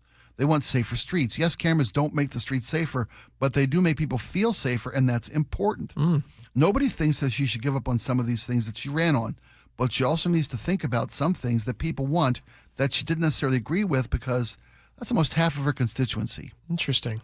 I was thinking about what I would tell the mayor if I had the opportunity, if I'd sit down with legitimately, what would you say? I would say learn from your mistakes. Listen to your constituency. I know you would, because when you came out and said we're going to stick with the agenda I launched at the beginning of the year, we're going to wait for the results of said audit that's coming in September. Even in the wake of the recent shootings. Exactly. That's what she said. But because you said this, and it's genius. It's like, look, I understand that that the city wants safety, and these cameras offer that for them. So I'm going to listen to what you're saying. I'm going to learn from my mistakes. Listen to your constituency. Say, I'm going to turn these cameras on, and when this audit comes out, if the audit shows that the security of the information gathered is not what we were promised, not what the law dictates. Sure. Instead of shutting the cameras off, I'm going to go after the people that are making this information unsafe. 100%. And you know what? Get new cameras. Think about somebody said yesterday, how about a closed system that isn't uploaded to the cloud? 100. The people that run the flock. The flock cameras upload all their information from the 200 cities that they have contracted with up to a cloud. that can be hacked. That has been hacked by federal agencies, by a lot of different folks. And by the way, the Flock company, just so we don't make them sound like they're a bad company, well regarded I don't know how you feel about them, but I have read many, many good things about the company. They do stellar work in solving crimes, especially crimes related to vehicles. They do really good work at making sure that those people are apprehended by the local law enforcement and caught. And they also have come out and said, hey, if anybody tries to get into our system, hacks our system, we are trying to prosecute them to the full extent of the law, and charges will be filed against them. So it's not like they're just saying like, hey, we have an open door to the federal government. They're not saying that at all. But these are the things that are being alleged by people like Katie Wilson, who are using that as the ammo to not have cameras on. But yes, just put in your own cameras. Turn the cameras on. And go make get it a ring cam. System. Yeah. Go get a ring cam off Amazon and just stick it in there. How much would it cost to give everybody in the city a ring cam? Everybody. Not much. It's pretty cheap. I got 5 of them in my house. You buy in bulk, right? You buy them in bulk, they get cheaper by They're literally like, by the dozen. They're not expensive at all. Currently, the mayor has a 37% favorability rate. That's down 20 points since April. Yikes. Yeah, so start listening or start packing. It's a good idea. All right, we got feeding time coming up next. We're going to see what the algorithms and the social medias are shoving down our throats. A lot of good stuff today. Stick around. We'll be right back.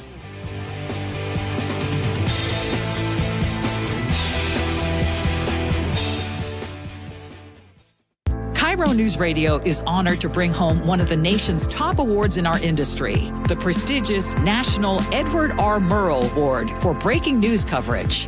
One award is the result of our team's hard work every single day, and none of it would be possible without you.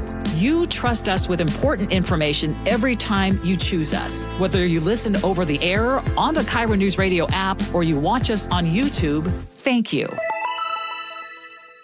Looking for a simple solution to hair loss this summer? Get the same breakthrough one-day treatment I received at Advanced Hair during their once-yearly summer savings event. Your own natural hair begins to regrow the very next day, and Advanced Hair guarantees it will grow. Take advantage of your flexible summer calendar and get the most hair for your dollar during their best offer of the year. For details and a free consultation, call 425-449-8185, advancedhair.com. Sprained wrist, ankle twist, broken thumb, can't make a fist, busted knee, surgery, that patch of ice you didn't see. Where pain starts, Jernavix suzetrigine begins. Jernavix is a non-opioid 50 milligram prescription tablet for adults with moderate to severe acute pain that reduces pain signals before they reach the brain.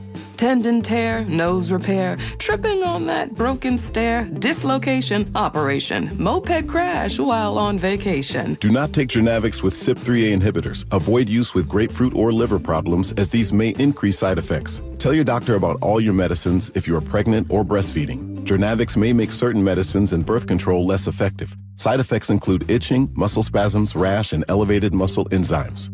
Joint displacement, knee replacement, fell on marbles in the basement, ladder slip, broken hip, that rock climb where you lost your grip. To learn more about Jernavix, ask your doctor. Call 1-833-589-PAIN or visit jernavix.com.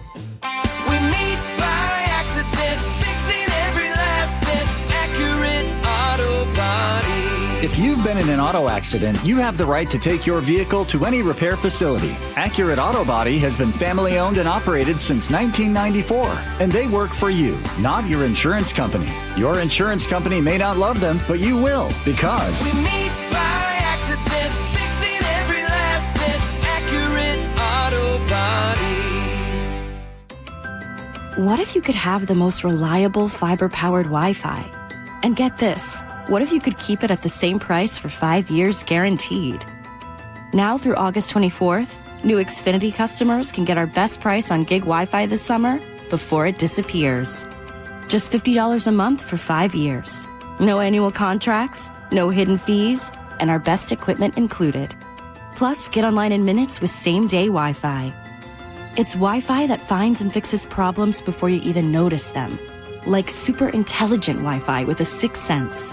Plus, it keeps you protected from online threats. And get Peacock Premium included for 2 years.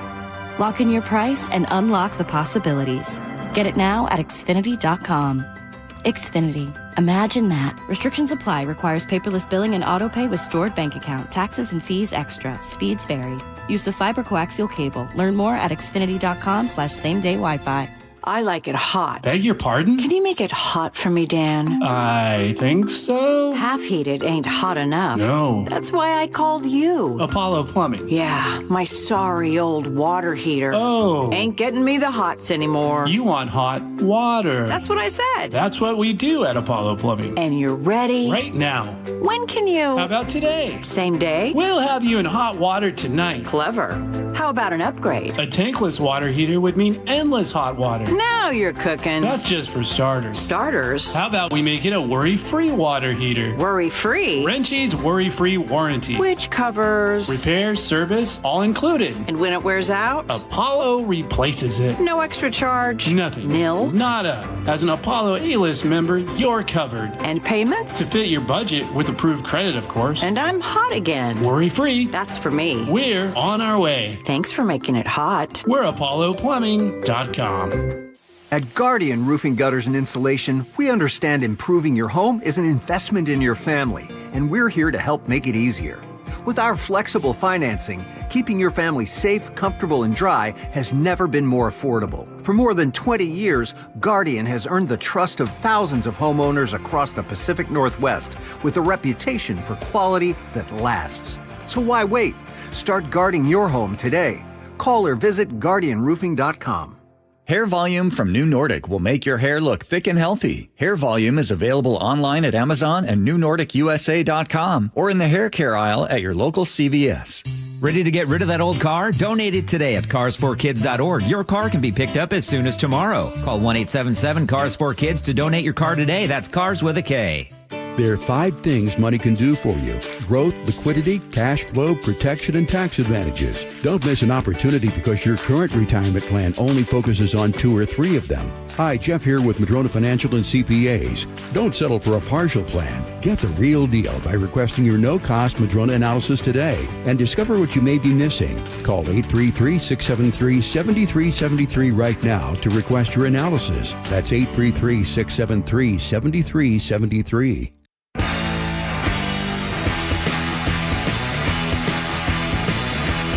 All right, welcome back to the show. It's feeding time.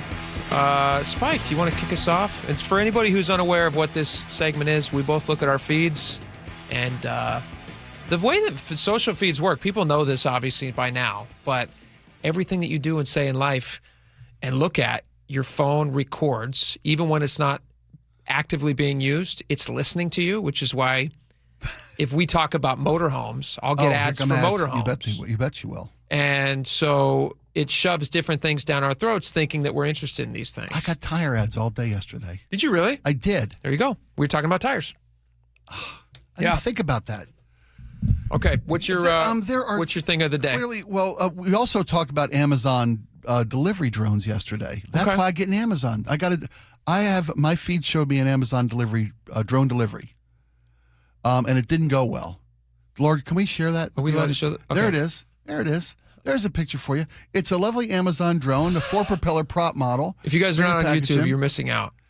Yesterday, Amazon announced they're oh, that's classic. Right into the pool. Drops it right in her pool. That's a nice pool, by the way, and I think it hit the hot tub section of the pool. It is a nice pool. ABC Channel 7, I believe that's California. Yeah. But Amazon announced that 500 cities, they're expanding their Amazon drone delivery program to 500 cities.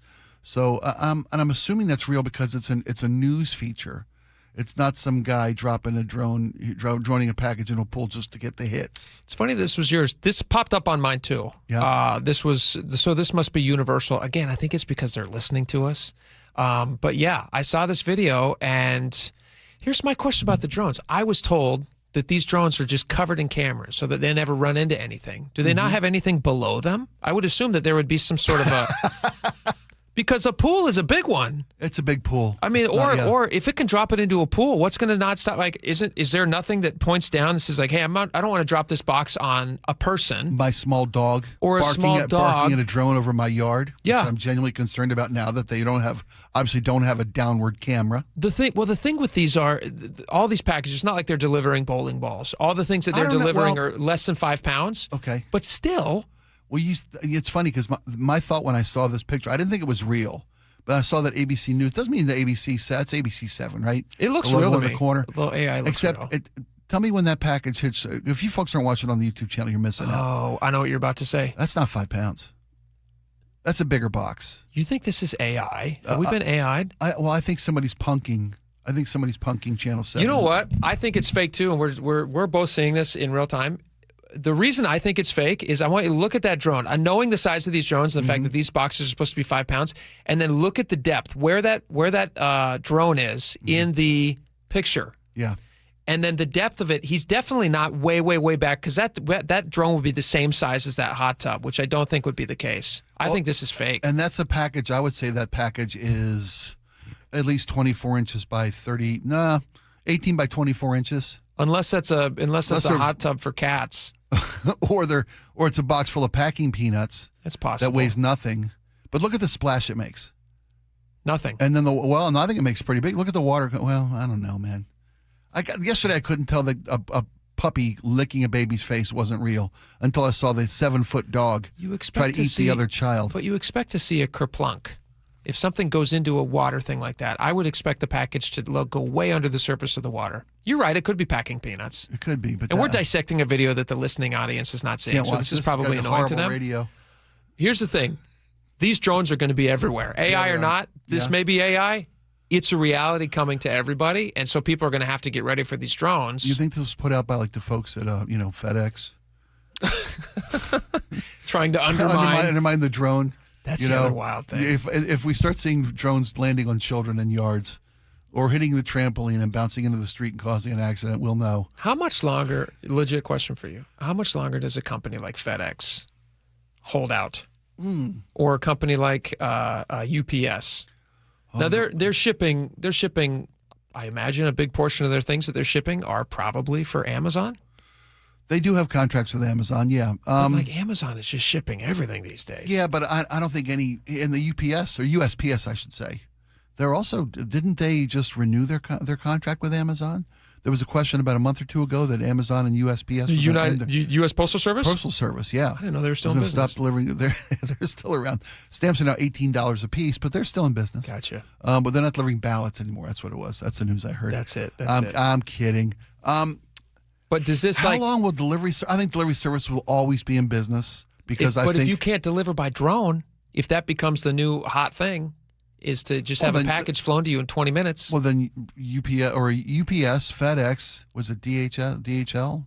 DHL. They're going to get in the drone business. They're going to have to. They'll sell their trucks. They'll get in the drone business. But then they have to become a computer technology business in order to fly those drones. I mean, that's why Amazon has an advantage. They are already in the tech business. Yeah, they are. Is UPS? I don't look at UPS and think like that's a tech company.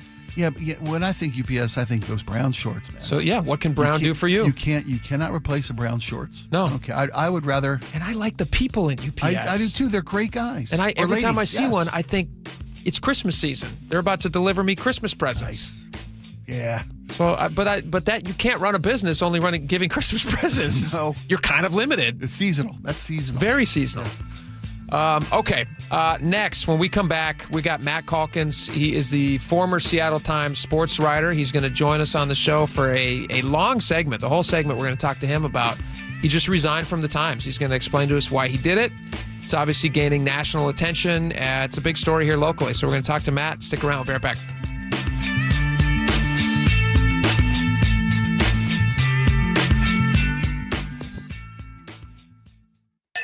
KIRO News Radio is right there with you. Thank you so much for hanging out with us. On your smart speaker before you head out the door. We continue to be in recovery mode on northbound I-5. Watch live on YouTube or the KIRO News Radio app. Newfangled idea of having to see the people while they're talking. The office, the gym, wherever you are. Get on the YouTube channel. The whole gang's there. KIRO News Radio. 97.3 FM, powered by MyNorthwest.com. If you are over 62 and have been putting off a reverse mortgage, this may be the right time to take a closer look. Hi, I'm Steve Teitler, owner of Best Mortgage. After nearly 20 years on the air, I'm retiring from radio advertising after September. I'm still helping clients, and if you want to work directly with me, now is the time to call. 425-649-6000. A reverse mortgage could help eliminate your mortgage payments, pay off debts, and give you more breathing room every month. It's not right for everyone, but for the right person, it can be a very smart financial tool. When you call Best Mortgage for a free consultation, you speak directly with me. I'll explain your options, answer your questions, and tell you honestly whether it makes sense for your situation. If you've been thinking about a reverse mortgage, don't keep putting it off. Call me today at 425-649-6000.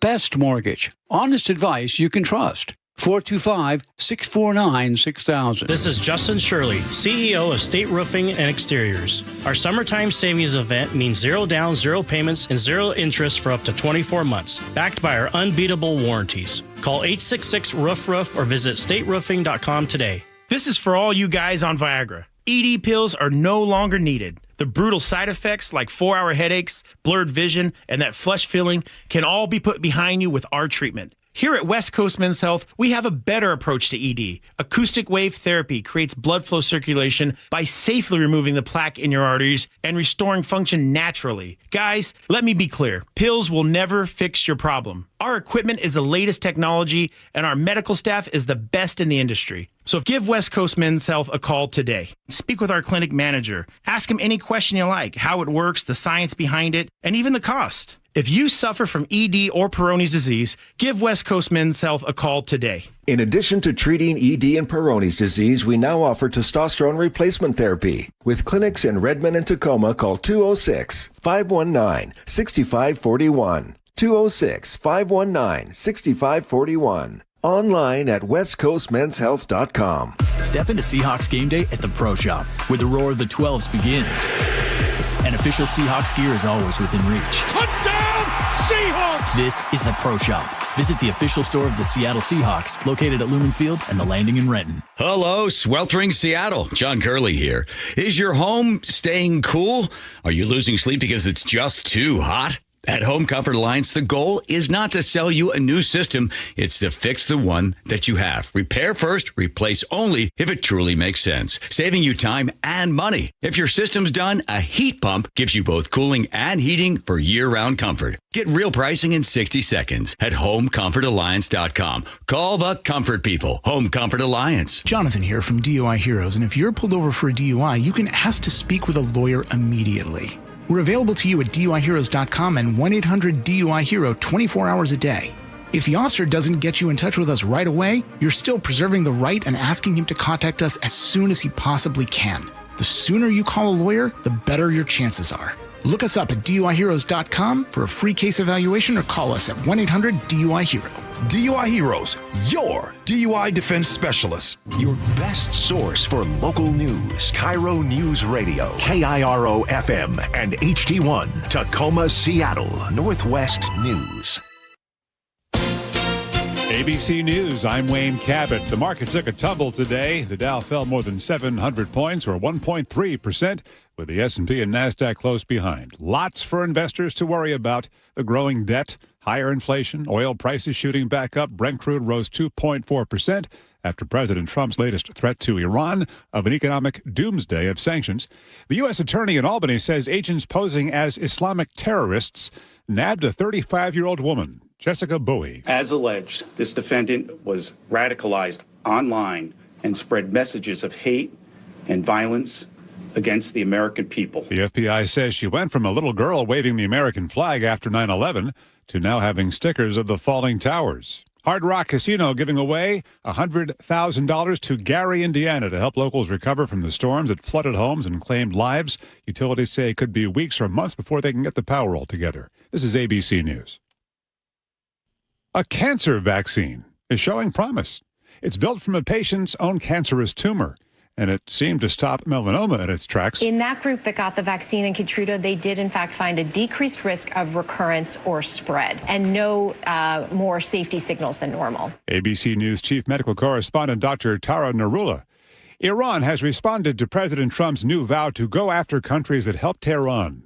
The Iranian foreign minister is saying that Trump's so-called economic D-Day is a diversion from America's own crisis, unprecedented debt, and surging interest costs. The U.S. national debt surpassing a record $40 trillion.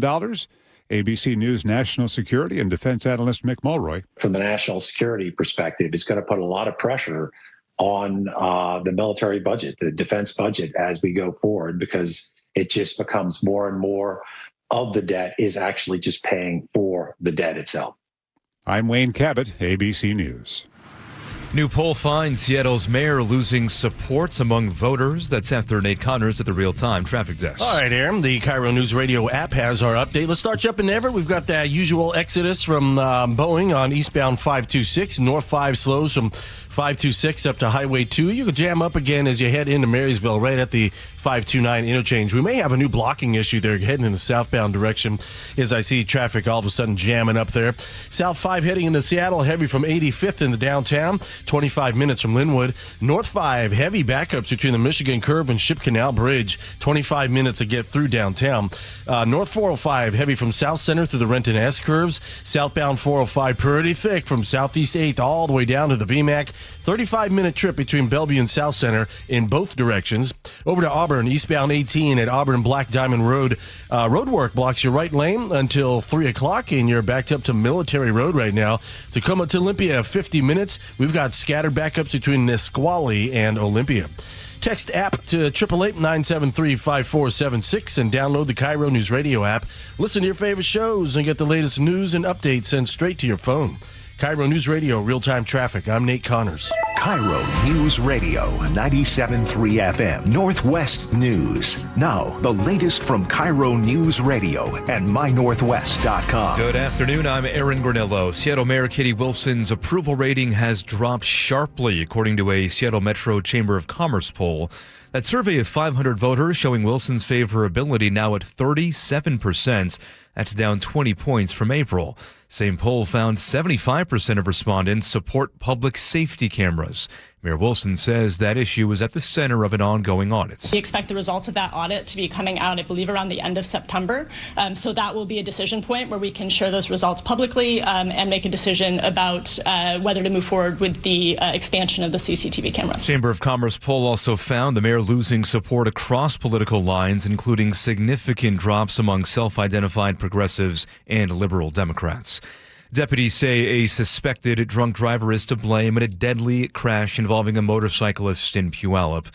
KIRO News Radio's James Lynch has more. Pierce County Sheriff's deputies say the rider was stopped at a red light at 94th Avenue near the Red Barn Marketplace around 4:15 Thursday afternoon when a speeding driver slammed into the back of his Harley, crushing the bike between two cars and ejecting the driver. He died instantly. Here's Pierce County Deputy Carly Capetto. The DUI driver was clearly showing signs of intoxication, not taking any consideration that he just killed somebody. The driver was arrested and prosecutors are expected to review vehicular homicide DUI charges. James Lynch, KIRO News Radio. Families who've lost loved ones in traffic crashes are pushing the city of Seattle to move faster on street safety. Councilmember Rob Saka says those concerns helped shape his Safer Streets proposal. When families who have experienced these tragedies tell us government must move with greater urgency, we need to listen. Plan calls for quicker safety changes after deadly crashes and tougher protections for pedestrians and cyclists. The full package is expected to be back before the council committee next month.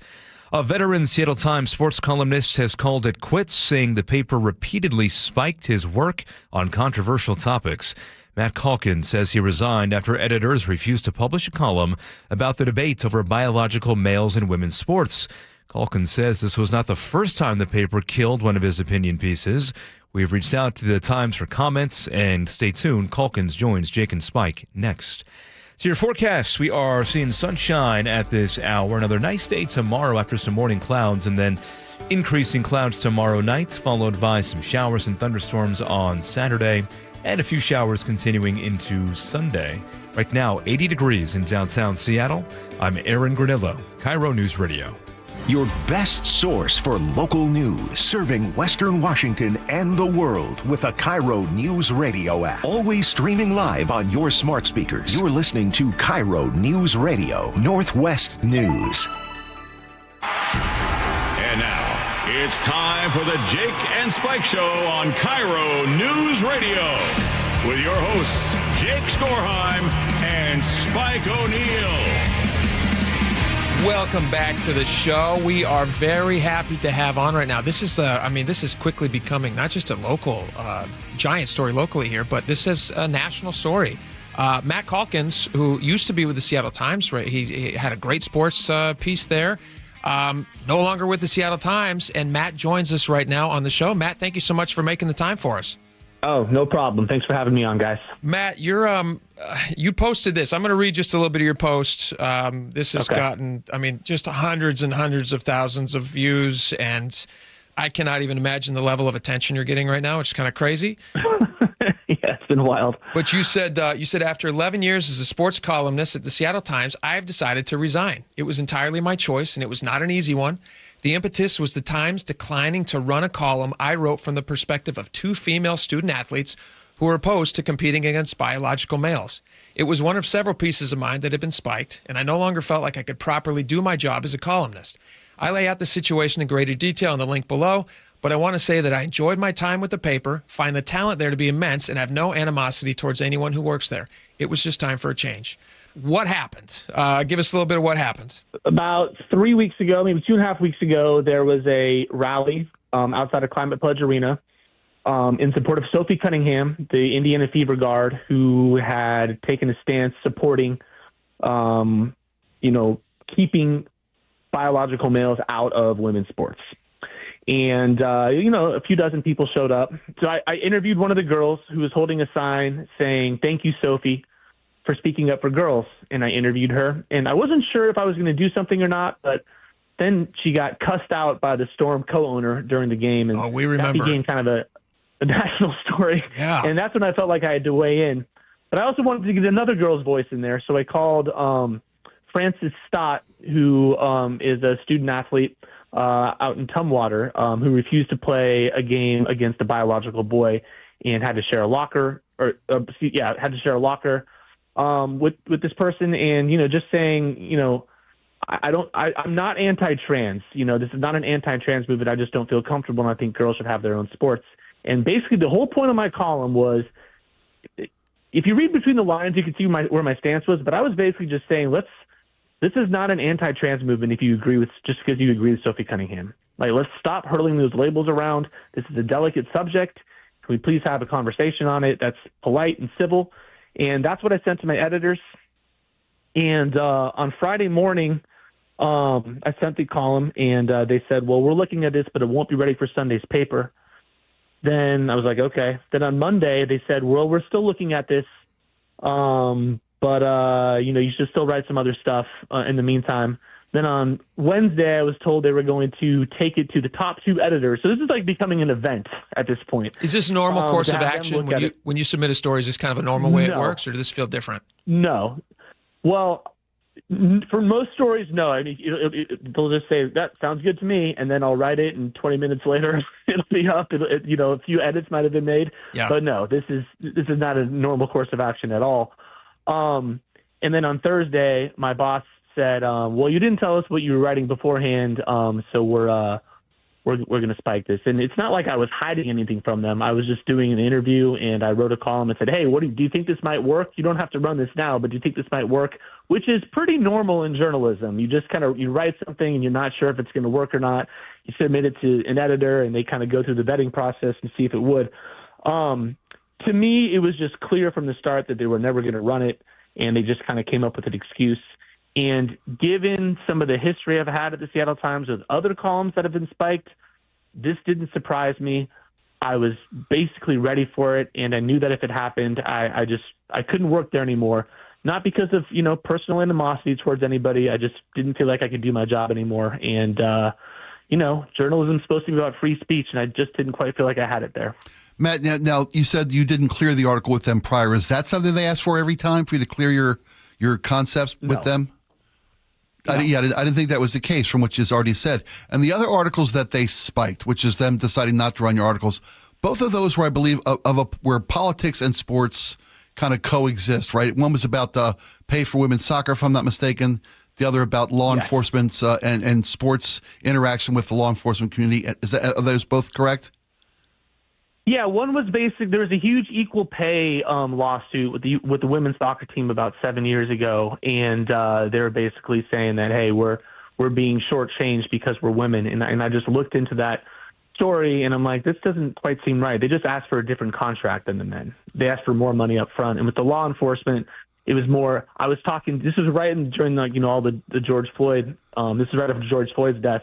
And there was a black basketball coach who coaches at Rainier Beach, Mike Bethea, who was basically imploring people right after George Floyd's death, imploring the public not to stereotype cops. And I felt like he was a dissenting voice, and I felt like he was right because I think we saw what happened once cops were stereotyped and maligned. And we've not seen the repercussions of that. That's a huge 5 years now down the road, 6 years now down the road. That's a huge conversation here locally. We don't have enough cops. And then you see the Bite of Seattle stuff and all of that stuff. I mean, there's repercussions to all this. So you're covering that in like the way that this mixes with sports, but that wasn't something that Seattle Times wanted to explore. Well, on numerous occasions, the Seattle Times, it sounds like Seattle Times sports department doesn't want to get into the arena where sports and politics mix. And that seems to be more common every single day. That's half true. That's half true. They are okay with they're okay with exploring where sports and politics mix as long as it's coming from a certain viewpoint. If it's coming from what can be considered a conservative viewpoint or a central viewpoint, I don't really give myself a political label. I don't talk about my politics much. But no, it's clearly something that wasn't towing the left-wing line. And that's where the problem starts. Do you, Matt, when you were kind of making this, you said that when you sent the article in, you had some idea that it's possible that they weren't going to run it. And if that happens, as eventually happened, you had to resign and you had to say, hey, I'm about freedom of speech. And you had a great thing in your Substack, which people should check out, where you basically says a journalist's job is to try to have these types of discussions so that we don't end up in a society where people aren't allowed to say things and aren't allowed to flesh out ideas. That just was no longer the case at the Seattle Times. Yeah, I mean, I basically said I think a columnist's job is to weigh in on the most hot button issues, and I feel like we're shortchanging the readers if we don't. I've told people before that I judge columnists on two things: what they write and what they don't write. And I think a lot of people are shying away from some of these issues, and I don't think it's fair to the readers who subscribe and look to columnists for that. So that was part of the reason that I felt like I had to leave. I didn't feel like I could properly do my job. I didn't storm out. There was no, cussing back and forth. Everything was cordial the way we left, but it was just time. Can you talk a little bit about what it feels like now? You're on the other side of it. I imagine there was a lot of, what was that, like few minutes like before, or hours, or whatever, however long it took when you were thinking about sending that email or that text or that call when you finally resigned? You're now on the other side of it. What has this been like? Well, yeah, that's a great question, because I would say after resigning, there was like a 10-minute period of euphoria where I felt like I had a burden lift off my shoulder, because this is something I've been thinking about for a while. I just don't feel like I was quite a fit for the Times. And then pure panic set in. The stark reality set in where I'm like, okay, I'm about to be unemployed. I don't know what's next. And if you talk about this morning, I really had no idea how people were going to react to this. I don't know if people were going to be indifferent. I didn't know if it was going to become like a big national story where everybody was poo-pooing me. But it's actually been, the best possible scenario, which is, aside from, a few trolls, it's been overwhelmingly positive from people on both sides of the political spectrum, which has been great. Who just basically said, hey, we commend you for stepping up and doing this, or speaking up and doing this. And it's been great. Like, I feel completely justified in what I do, whereas I would say for the past week and a half, I was really going back and forth. Like, did I make the right decision? Because, it's hard. I felt like my world was crumbling. Matt, you also included the article that you wrote about that interaction at the Storm game that the Times decided not to publish. And I got to tell you, as a father of a trans young man, but also someone who shares your point of view and Sophie Cunningham's point of view about the fairness of biological women competing against biological women in sports, it was a very well-written piece. And you spoke to, like, really appreciate that. Being anti, biological men and women sports isn't an anti-trans position. That's what she said. That's what the young girl said at the. Well, Sophie said, and the young girl at the Storm game also said. But that's a very difficult and kind of a smoky area because so many people who are anti-trans are getting behind Sophie Cunningham's statement. And I really feel that, I mean, this is about saying what we feel, right? I think a lot of guys who have no interest whatsoever about the WNBA are all over this story and all over supporting Sophie Cunningham. I'm with you. I fully believe you when you say you're not anti-trans. I believe the young girl that was at the game. But I think this story itself and this cross-section of sports and politics gives fuel to a lot of people who are. You think it fuels a lot of people that aren't anti-trans or are anti-trans? That are anti-trans. Yeah. I don't think enough people who aren't anti-trans are having this point of view you shared, and I share with you. Right. I don't think that's getting the light of day. As I said in my piece, I'm sure there are anti-trans people that support Sophie Cunningham. I fully believe that, but I would say the majority of people who support her aren't. I agree. I agree with that too, Matt. I agree wholeheartedly. Yeah. Stephen A. Smith said, a couple of days after I wrote my draft of the column, which basically saying the same thing, like two things can be true at once. You can be supportive of someone who feels trapped in the wrong body or is confused, which is happening more and more these days. And you can also say, hey, there's a reason that we separate biological males and biological females, just for physical reasons. And sports is about fairness, I think, and fair competition above anything. And so both of those things can be true, and it doesn't make you a bad person just to recognize the difference. The league itself has a W before the NBA for a reason. I'm with you, but we said it when that story broke too. They pride themselves on, no pun intended, on being such an inclusive community. Yeah, I know you said that at the time, but this is to stub their toe like they did at that game, but not just the owner who spoke up like a moron, but the fan bases were acting the same. As long as we're sharing honest opinions, my honest opinion is just like the Times. They're very open to one specific point of view. Somebody else's point of view, little girls end up getting spat upon and cussed out by a grown person who owns a professional sports team. I'm agreeing with you there. Is it the most friendly place in the world, the most accepting? Absolutely not. That's what I'm saying. That's kind of the same thing I was trying to say.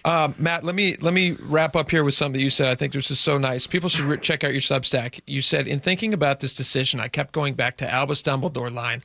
We must all face the choice between what is right and what is easy. And then you talk about your plan now. You say the plan for now is to keep riding in this space. Maybe this will spawn a new career, or maybe I'll be a dental assistant in 2 years. Hey, don't knock dental hygienist, I genuinely don't know. But you say this. My other big concern was that the dental assistant community was going to come down. They're going to count on it, buddy. Dental assistant phobe. But you say the best things in life are free speech being at the top of that list. Yeah, and that's how I feel. So. This was not an easy decision for me. I had a very sweet gig, 3 columns a week, pretty decent pay. I went to a Super Bowl, 6 months ago. I go into Final Fours, all this stuff. It was a hard thing to give up, but there was just something kind of eating at me every day where I didn't feel like I could speak my mind. And I just don't think that's what journalism is about. You know what, Matt? You're a free man now. I predict big things for your future. I think we're gonna be hearing from you about sports for a long time to come. So congratulations. I think this is really great. Best of luck, brother. Well done, guys. Well, great meeting you guys, and I really appreciate you guys having me on. All right, thanks, Matt. We appreciate it too. Check him out, Matt Calkins. Look for him on his Substack. You can check him out and find him on social media. Go read his column, people. It's a really well-written column, and I appreciate him coming on with us today too. Yeah, good dude. This story to me it's not about the piece that he wrote at all. This story is about the Seattle Times refusing to acknowledge that there are points of view that the city deserves to hear about, and they're not being shared by their newspaper. I mean, because this is the third time they've spiked one of his stories because it didn't fall into their editorial slant, their public publishing point of view. It's interesting to me too. And I'm not God. I don't have the numbers on this, but the reaction to Matt has been so positive. You look all online, you look all the different places, across the board, it seems like there are more people who are willing to have a conversation that Seattle Times was too afraid to have, and who are willing to say, hey, you know what?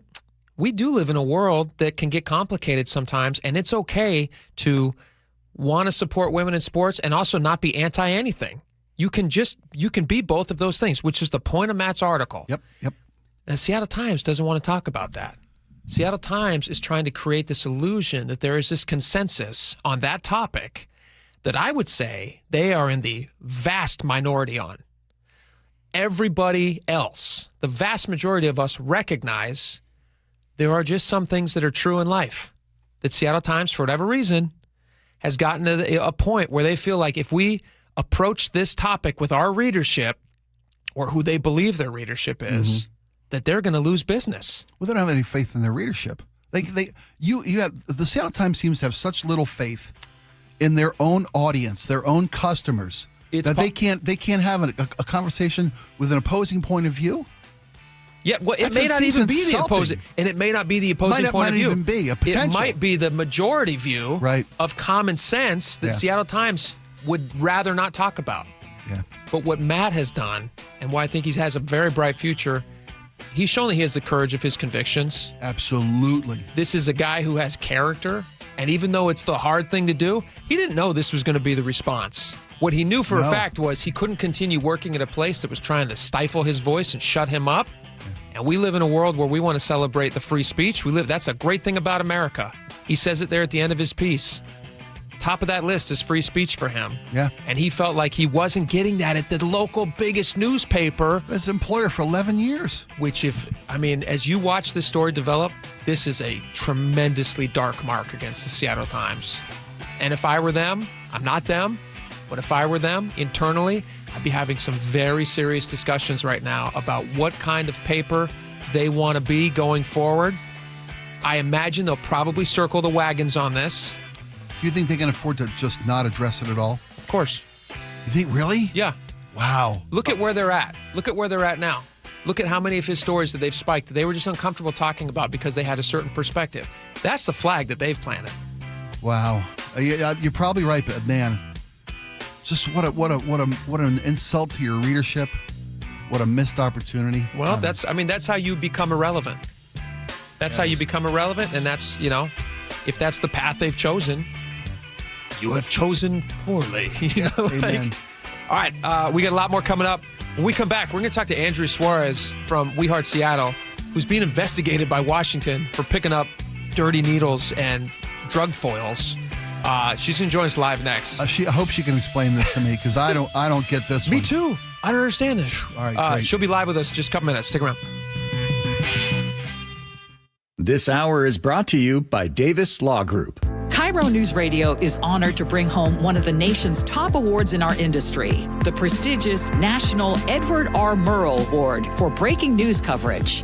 One award is the result of our team's hard work every single day, and none of it would be possible without you. You trust us with important information every time you choose us. Whether you listen over the air, on the KIRO Newsradio app, or you watch us on YouTube, thank you. Integrity Roofing and Construction has been serving the Northwest, the Puget Sound community, for 10 years. If your roof is aging, if storm damage has had its way with your house, your home, if it's time for an upgrade, now's the perfect time to schedule your free consultation. They use products that last longer and perform better. Integrity's teams, they bring full transparency. You know exactly what your home needs and what it's going to cost before you spend a dime. They've got locations in Issaquah, Sequim, Everett to Gig Harbor. Visit IntegrityRC.com, that's IntegrityRC.com, and book yourself a free assessment today. Integrity Roofing and Construction, doing the right thing matters. Your old water heater's starting to peter. DayandNight.net. Day and Night has $150 off installation of any new water heater, including tankless, backed by a free lifetime warranty. Hi, I'm Bruce. When your old water heater leaks or fails, the damage could be catastrophic. Whether you need an emergency replacement or you're planning ahead before it leaks, give us a call and we'll help you get into hot water again. Get $150 off installation of any new water heater. DayandNight.net. Certain industries expose workers to hazardous chemicals. If you worked in a paper or pulp mill, or in aircraft manufacturing or painting at Boeing, and have a child born with birth defects, your child may be entitled to legal damages as a result of your exposure to such chemicals. Birth defects have been linked to toxic chemicals, metals, and solvents used in these industries. If your child was born with brain or spinal cord damage, organ or limb malformations, blindness, cerebral palsy, genetic damage, or other birth defects, and you're a past or present worker in a paper or pulp mill, aircraft manufacturing, or painting, contact us now toll-free at 1-866-99-TOXIC. Your children may be entitled to legal damages. If you're a past or present worker in a paper or pulp mill or aircraft manufacturing or painting at Boeing, and your child has a birth defect, call toll-free at 1-866-99-TOXIC. Your call is confidential. 1-866-99-TOXIC. Message authorized by Weinstein Cajano, 600 University Street, Suite 1620, Seattle, Washington. Hi, how can I help? Well, my husband and I feel like we've outgrown our current money manager. I see. Our lives have changed, and we need something more than just mutual funds to help us in retirement. She's right. I hear that often. At Fisher Investments, we'd start by getting to know you, your finances, family, health, lifestyle. We tailor a portfolio around your goals and needs. Sounds good. Can you help with estate planning? Yes. We have a team of specialists who can help you with estate planning, Social Security, investment income, and more. We'll get to know your whole financial picture and help keep you on the path to a comfortable retirement. And your fees? We have a simple, transparent fee that's a percentage of the value of your portfolio. So we do better when you do better. I feel better already. At Fisher Investments, we're clearly different. Learn more at fisherinvestments.com/different. Investing in securities involves the risk of loss. This is the story of the one who keeps multiple buildings running smoothly day after day. Plumbing that flows, HVAC that hums, cleaning supplies that keep surfaces sparkling. That's why she counts on Grainger. With easy reordering online and 24/7 support, Grainger helps her keep the products she needs on hand. So shelves stay stocked and buildings stay ready. Call 1-800-GRAINGER, click Grainger.com, or just stop by. Grainger, for the ones who get it done. Get in the zone, AutoZone. John always listens to his truck. So when his brakes start talking, he goes to AutoZone, where a helpful AutoZoner gets him the right parts. If John has time to put them in, he borrows a kit with Loan-A-Tool. And if he doesn't, he gets a free shop referral. No hassles, just help. Everything you need, nothing you don't. Get in the zone, AutoZone. Deposit required for Loan-A-Tool. Restrictions apply. Dr. Mark Wagner has performed over 20,000 stem cell procedures, including mine, at Seattle Sports Regenerative Medicine. And we've interviewed over 100 of Dr. Wagner's patients, and we hear the same things. It changed my life. I'm back to doing the activities I love without pain. It really works. It's remarkable. We love helping people get back to living life to the fullest and doing the things they enjoy most. They also must really enjoy not having the pain and recovery time with surgery. Stem cell therapy is a 60-minute, non-surgical, minimally invasive procedure to eliminate pain, regenerate cartilage, treat tendon and ligament tears, osteoarthritis, and chronic tendonitis. And you only use the patient's own stem cells. That's right, their body's own stem cells. So whether it's a hip like me, an elbow, shoulder, or knee... Don't forget ankles, wrists, and thumbs. Yep, those patients too. Before choosing surgery, see Dr. Mark Wagner, MD first. Learn more at drmarkwagnermd.com. Our local tax expert and advocate Greg Nunn understands the pressure that comes from owing money to the IRS. Don't let that pressure build. Call None Better Tax Resolution. From stress to success with IRS Solutions. Google NUNN. None Better Tax Resolution. KIRO News Radio 97.3 FM Northwest News. Now, the latest from KIRO News Radio and mynorthwest.com. Good afternoon. I'm Aaron Granillo. Rising national debt weighing heavily on the stock market, which suffered its worst loss in 3 weeks today. The Dow lost more than 700 points as the U.S. government's debt topped $40 trillion. Bobby Kogan is director of budget policy at the Center for American Progress, a liberal think tank. The higher it gets, the more impact it has on folks, and the more that we keep cutting more taxes or maybe raising more spending, that's the sort of thing that makes it harder to kind of course correct. A White House spokesman says the administration remains focused on slashing waste, fraud, and abuse while accelerating economic growth to bring down the debts. More job cuts at Starbucks. The company says it's laying off 224 workers. They include 120 corporate employees who refused offers to move to Nashville, where the company is building a new office. This latest round of layoffs wraps up by November 1st. Betting on a wildfire could soon get you burned legally. Here's KIRO News Radio's Tim Hole. Representative Michael Baumgartner of Spokane has introduced the Wildfire Event Contract Prohibition Act. It would ban federally regulated prediction sites from taking bets tied to wildfires. That could include wagers on how many acres burn, when a fire will be contained, evacuations, or property damage. Baumgartner says those bets could create a dangerous financial incentive for arson. Polymarket has offered wildfire bets. Kalshi says it does not. Kalshi already facing a fight here in Washington State. Attorney General Nick Brown is suing the company, and a King County judge recently blocked some of its wagers. Tim Hole, KIRO News Radio. Major changes are coming for young drivers this fall. Anyone under 25 years old who's getting their first Washington driver's license will need to pass the new Work Zone and First Responder course, teaching them what to do in those situations. We believe it's going to improve driving fewer accidents, fewer fatalities, more safety on the road. That's the Department of Licensing's Nathan Olson. He says this is a free hour-long course.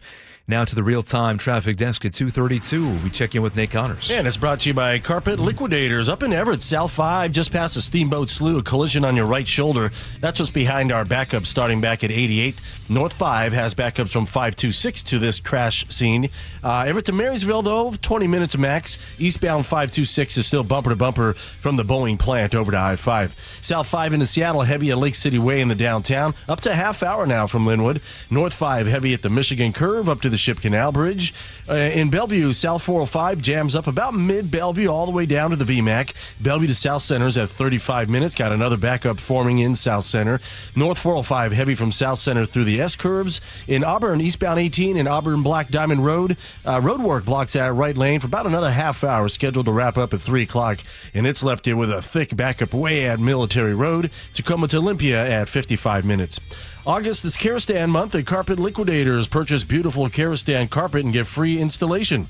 Why pay retail? They got you covered at Carpet Liquidators. KIRO News Radio, real-time traffic. I'm Nate Connors. Nothing but sunshine and warm to hot weather today with highs in the mid-80s. Come tomorrow, increasing clouds, and that could be followed by some thunderstorms on Saturday. Right now, 81 degrees in downtown Seattle. I'm Aaron Granillo, KIRO News Radio. Your best source for local news. You're listening to KIRO News Radio, Northwest News. All right, welcome back to the show. I want to welcome our next guest, and I'm going to welcome her in a unique way, Spike. I didn't tell you about this until I'm getting her on the phone here. We're going to be talking with Andrea Suarez from We Heart Seattle. That I knew. She should have been in studio, but she was unavailable for a reason. Andrea, welcome to the show. Thank you for joining us. Sorry, I was getting chased by a pitchfork at Dr. Jose Rizal Park. There you go. I'm sorry. What? I was going to read the text you just sent me. You're like, yeah, so I'm being chased by a pitchfork. What happened? What's going on?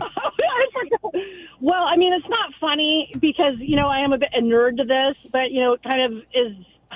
We're out there picking up used foil and used needles and sharps and saline and bloody gauze and alcohol pads used by drug addicts in our park. And while we were working, a man went into a state of psychosis. He was having a really hard day. And despite trying to de-escalate with snacks and waters and everything else, he eventually picked up a rake and charged us. And, it wasn't pretty. So we're fine. Are you safe?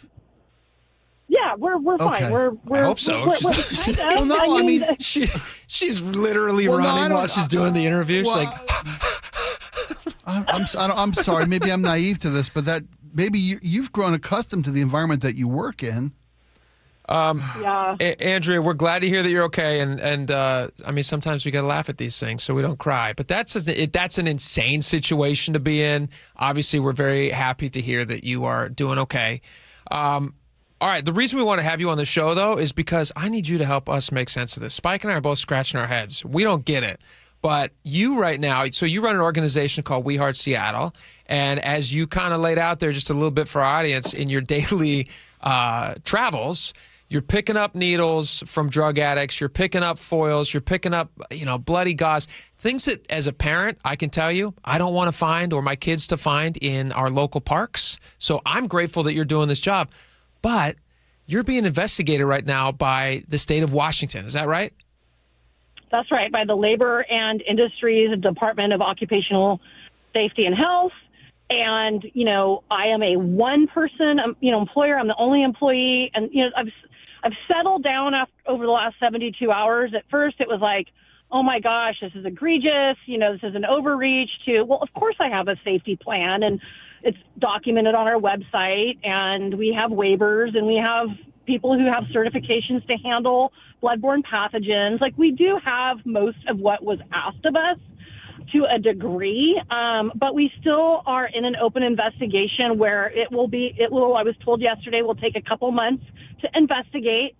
And it's just, now I'm just like, it's just kind of tone deaf by the government, to maybe just look a little bit deeper into what we're doing and how this applies to churches or mutual aid or heck, the city of Seattle that employs people that work in these conditions every day, all day long.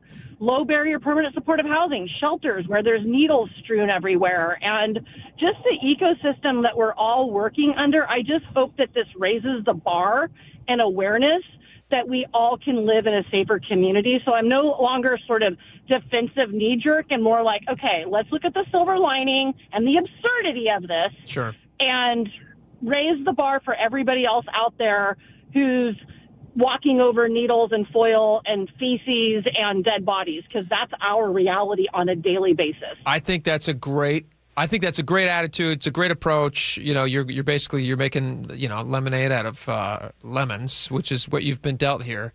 Did this feel, though, to you? Does this feel targeted at you specifically? I mean, you're very public about the good work that you guys do, and you're very public also about your opinion on what the government is getting wrong, because I do believe that they're getting a lot wrong, which is why an organization like yours has to even exist.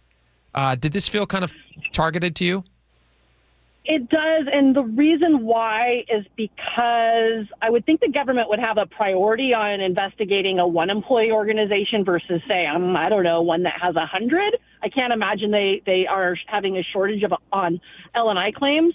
But the referral came in from a non-employee, a non-representative of an employee or one of our temporary employees through Uplift Northwest. So that means somebody kind of on the peripheral. It could be a volunteer over the years, or more recently, but we're scratching our heads and we're going, it's so community just driven and kind of diehards. I mean, we're out here getting chased by rakes, stepping over people who are in the lowest of their life, offering them cold water and access to drug detox. I mean, most of my crew now that are volunteers, in fact, everybody that was out here today, are former incarcerated homeless drug addicts that are coming out to give back because they kind of have a callous to what this looks like, So, yeah, it does feel like somebody's trying to thwart our effort and cost me money and time and resources to slow down and have to deal with this. So is this just something the city does this, I imagine, for every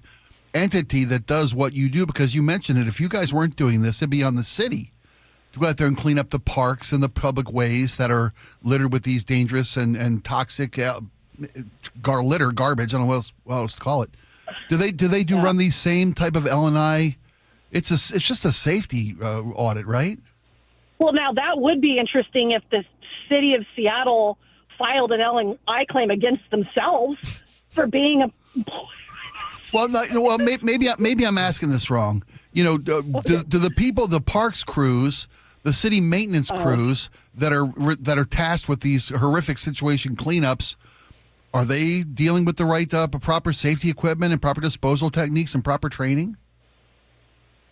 I mean, I would assume, yes, that they have their bloodborne pathogen training and they have orientations and training and hazmat certifications, and they're in their biohazard, suits when they do camp sweeps. We've seen it. It's so rampant that the problem is so big. I mean, of course, the city of Seattle, of course, would be providing the training. My concern, though, more lies, you guys, within having been in and out of low barrier shelters and permanent supportive housing where drug dealing and using is rampant. It's those employees in those environments that are not ran by city employees that I think I'm most concerned about when I think about Like, what about them? You know, maybe we all need to be audited and inspected. I mean, I think that's where my attitude kind of lies right now. What about somebody that goes to the library? I was going to say, library isn't there some lawsuits? contaminated. Isn't there some lawsuits going on right now with some of this no barrier housing, where you have literally the employees of those places are being subjected to very bad conditions because of the people that the state and the city are sending to live there. And now they're like, listen, like, this is not safe for us as employees. We can't provide them services if we have to worry about what Andrea is worrying about, being chased by a pitchfork. I mean, I feel like they got a lot of other problems on their plate. And my feeling when I first saw that they were doing an investigation into you guys, I think your approach is probably the best one, which is like, all right, listen, we're going to do everything we can to make sure that they get what they can. Governments are bureaucratic, and the whole thing with governments is that they're just like, they don't really care. They have unlimited time and resources, so it's the best thing for you guys is just to try to do what you can to get the investigation behind you so you can go back to the very valuable work that you're doing. But I also feel like the reason that you guys are the target is because you have to exist. If you didn't exist, how many thousands of needles, how many pounds of needles and trash have you picked up in the last year? 2.1. We kind of stopped counting after 2 million pounds. And then, you know, during the pandemic, heroin was the drug of choice. You know, so, I mean, there were, thousands, 5-gallon buckets of needles we were pulling out of the slopes. I mean, that's the other thing. It's city policy. You are not allowed to work on slopes or within 20 feet of a tent. And so that slope rule really contained garbage and needles in the inner workings of like our urban forests, like the McLean Trail or the St. Mark's Cathedral Conservatory Trail or Kinnear Park Trail. We were pulling out red wagons full. In fact, the needle exchange program ran out of red Sharps containers, and we were just resorting to Home Depot buckets and stuff like that to bring in literally buckets of needles. Insane. And today we see about 1 needle to every 1,000 pieces of foil. I mean, that's a fact. I'm very confident in what we see on the ground. Just to show you the drug of choice has changed, yeah. It's just, we saw today, in an hour, we must have picked up 1,000 pieces of foil that had cook marks on them. And any of these foils, if picked up by a toddler or an interested pet, could be the end of their life. It is, yeah. In fact, King County Health Department is handing out flyers on how to reverse the overdose of your dog. But what they don't have, and we went there earlier this week, was like, do they have a flyer on how to properly pick up foil for the everyday citizen? And they couldn't produce anything. They were kind of like, oh, yeah, these foils are floating down our sidewalks like autumn leaves. It's just so, and the other egregious part of it is like, you, the government, are handing out the foil from King County Health Department tent side in your King County Health Department vans. And other major Democratic cities are stopping that. They're outlawing it. The federal government is saying this is enablement. There it is. No more funding of this stuff. And we're just trying to get it out of the merry-go-rounds in the dog parks. It's a gut punch. It would have been nice to get a thank you letter, to be honest, and maybe pay for my dump fees while you're at it. A thank you instead of an investigation. Well, Andrea, we will send you a thank you. We're very grateful that you guys are doing the work that you're doing. And if anybody's interested in finding out more about her organization, check them out at We Heart Seattle. And Andrea, thank you so much. Keep up the good work, and I hope the investigation gets passed pretty quick. Thanks, Jake and Skip. Bye. Stay safe out there. Watch out for pitchforks. Isn't that nuts? Isn't that wild? I'm befuddled. Yeah. All right. We got a lot more coming up. Last call next. Stick around. Charlie Harger. I want to be a watchdog. From Seattle's Morning News. Somebody who is not accepting from the government at face value what they're telling you. I might not even be necessarily against a politician, but if I see an issue or a policy that I think are worthy of a conversation, I'm going to bring it up. Hear Charlie's 7:35 commentary every morning on Seattle's Morning News. You can watch all of Charlie's commentaries anytime on the KIRO Newsradio YouTube channel. Hey, Spike O'Neill here for Ageless Living. If you're at the stage of your life where you're looking at senior living or maybe memory care for yourself or maybe your parent, if you're like me, you're part of the sandwich generation, still caring for your kids and thinking about what's next for your parents, do yourself a favor and take a look at Ageless Living. Voted Best of Western Washington, voted #1 senior living community in all of America by Seniorly Magazine. That's after 60,000 communities were reviewed, 500,000 reviews, and Aegis ranked #1 in the nation in 2025. Chef-prepared meals, resort-style amenities, and a level of care that has earned them the recognition that most senior living providers can only dream about. Go to aegisliving.com/spike and schedule a visit today. When you go, you'll say this must be the place, because it is. aegisliving.com. Hey, how's your money situation? Are you ready for retirement? Well, if you want to know what the pros are doing to make wealth multiply and retire like royalty, then you need to listen to this show, Sound Path Through Retirement, with Ben Koval and Matt Leibarger. Get your money right and tune in every weekend, Saturdays at 10 a.m. and noon on KIRO Newsradio 97.3 FM. Eric Johnson here. I spent the past 30 years working to help make our community better informed, better protected when it comes to consumer issues, and better equipped to take on whatever life throws at us. That's why I love the free Washington Accident book series from Davis Law Group. These books keep us better informed about the law, better able to protect ourselves on and off the road, and better off when all is said and done after an accident. Chris Davis didn't have to write these books. He did it because he saw a need. People who were in accidents or other legal situations didn't know what to do, what pictures to take, documents to request. Only a tiny fraction of the people who get these free books will ever become clients of Davis Law Group, but that's not the point. Chris wrote them because it was the right thing to do. The free Washington Accident book series is a must-have for drivers who want to be prepared for whatever the road might throw at them. Get yours at WashingtonAccidentBooks.com. Paid political announcement. If you care about keeping groceries affordable, listen up. Seattle City Hall is considering an ordinance that could put grocery discounts, rewards, and coupons, otherwise known as your everyday savings, at risk. As the cost of living continues to climb, Seattleites rely on grocery store rewards programs to help stretch their household budgets. Now, City Hall wants to take these away. The mayor's proposed fair pricing ordinance could have the exact opposite outcome and make everyday living more expensive for those already struggling to get by. Protect Seattle Savings is a coalition dedicated to defending the everyday savings that Seattle families rely on.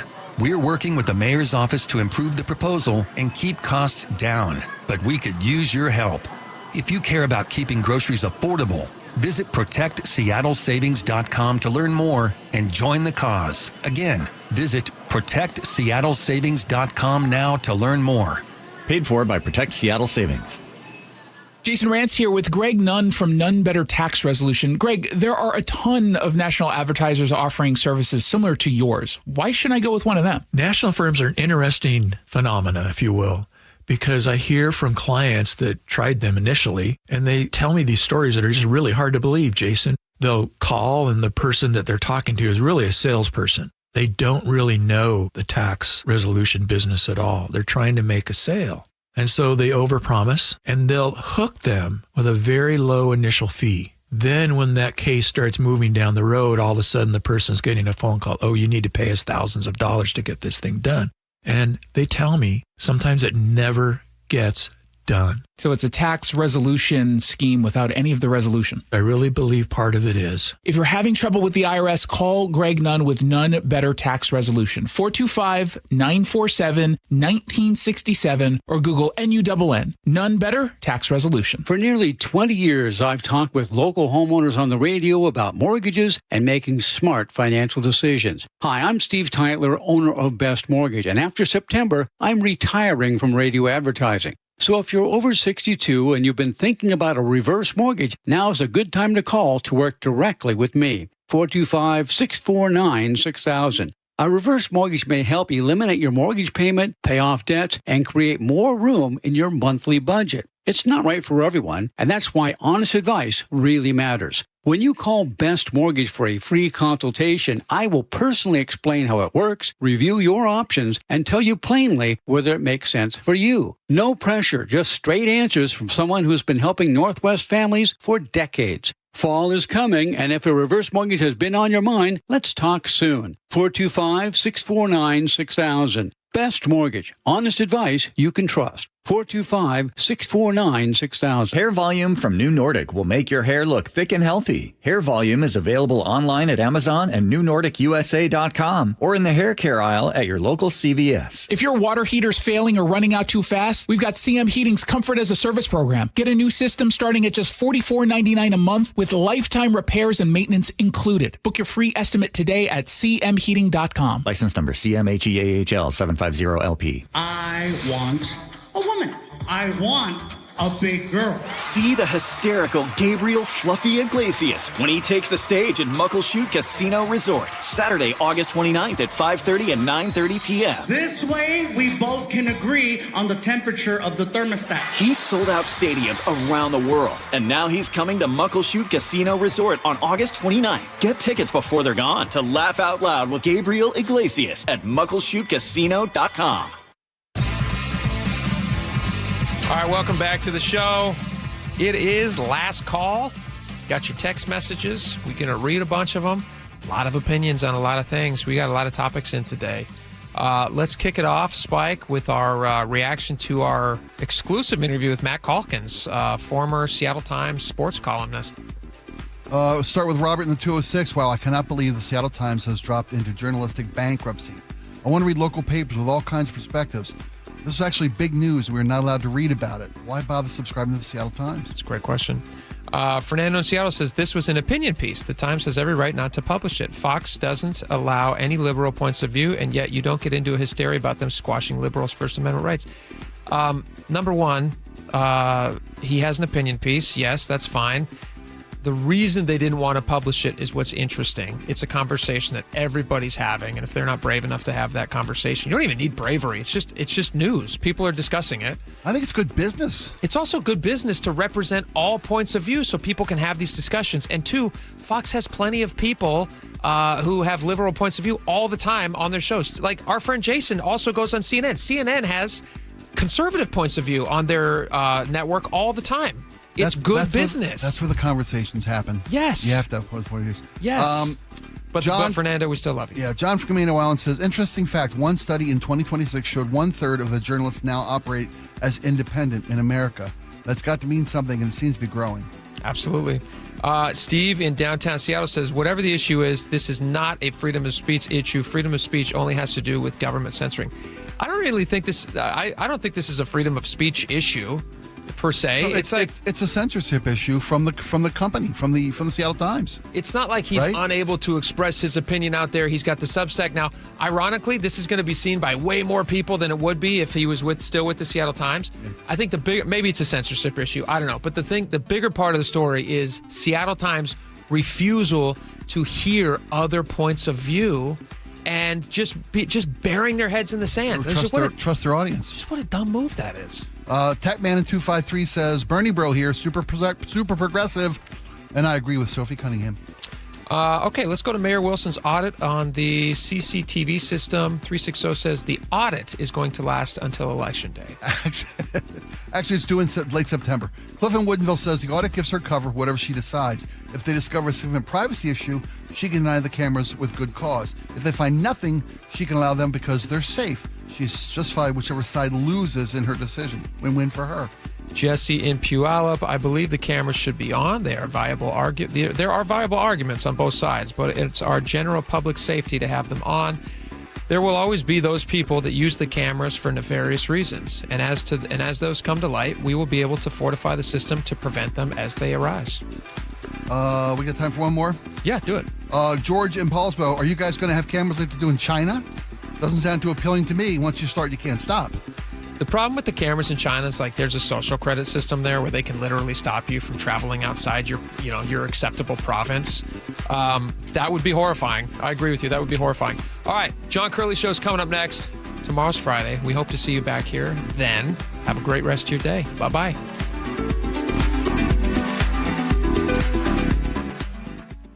I've lived here almost my entire life. Seattle's morning news host, Charlie Harger. I love Seattle. I love that I'm able to raise my children here. Hear Charlie's 7:35 commentary every morning on Seattle's morning news. So when I see something that I think might need some attention, that's me pointing out areas of improvement. That is not me saying that Seattle is somehow bad. You can watch all of Charlie's commentaries anytime on the KIRO Newsradio YouTube channel. With Progressive's Name Your Price tool, you can choose the best coverage option for you. Because you know you. Like, you know you can't cook. You're not one of those people who say that they can, but when people come over for dinner, they find out the hard way, you can't. You can't even microwave popcorn, and that's literally just one button.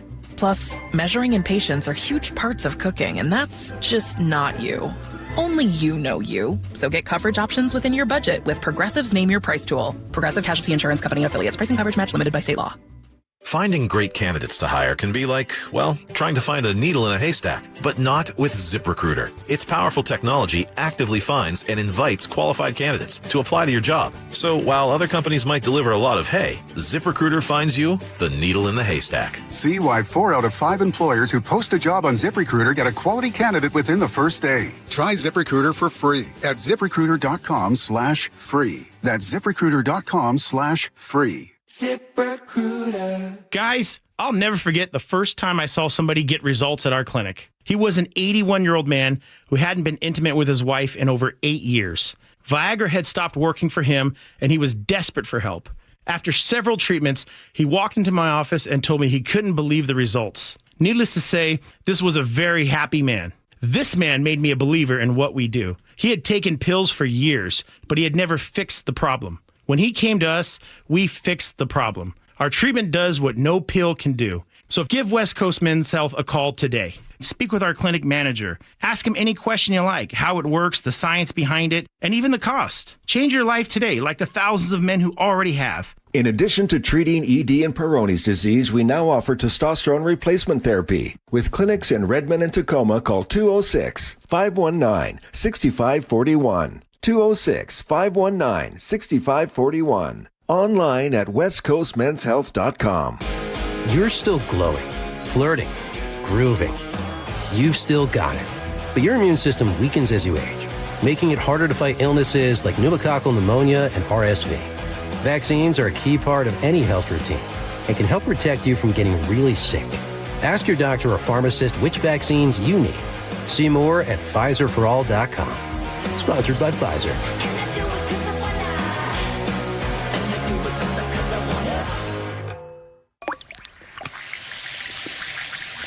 Hear that? That's Alka-Seltzer, the sound of fast heartburn relief. Because when heartburn hits, you want something that works fast. Quick! Alka-Seltzer. Alka-Seltzer effervescent tablets start neutralizing stomach acid in seconds. So nothing works faster for heartburn relief. Next time, when that burning feeling comes on strong, don't wait. Quick! Alka-Seltzer. Try Alka-Seltzer.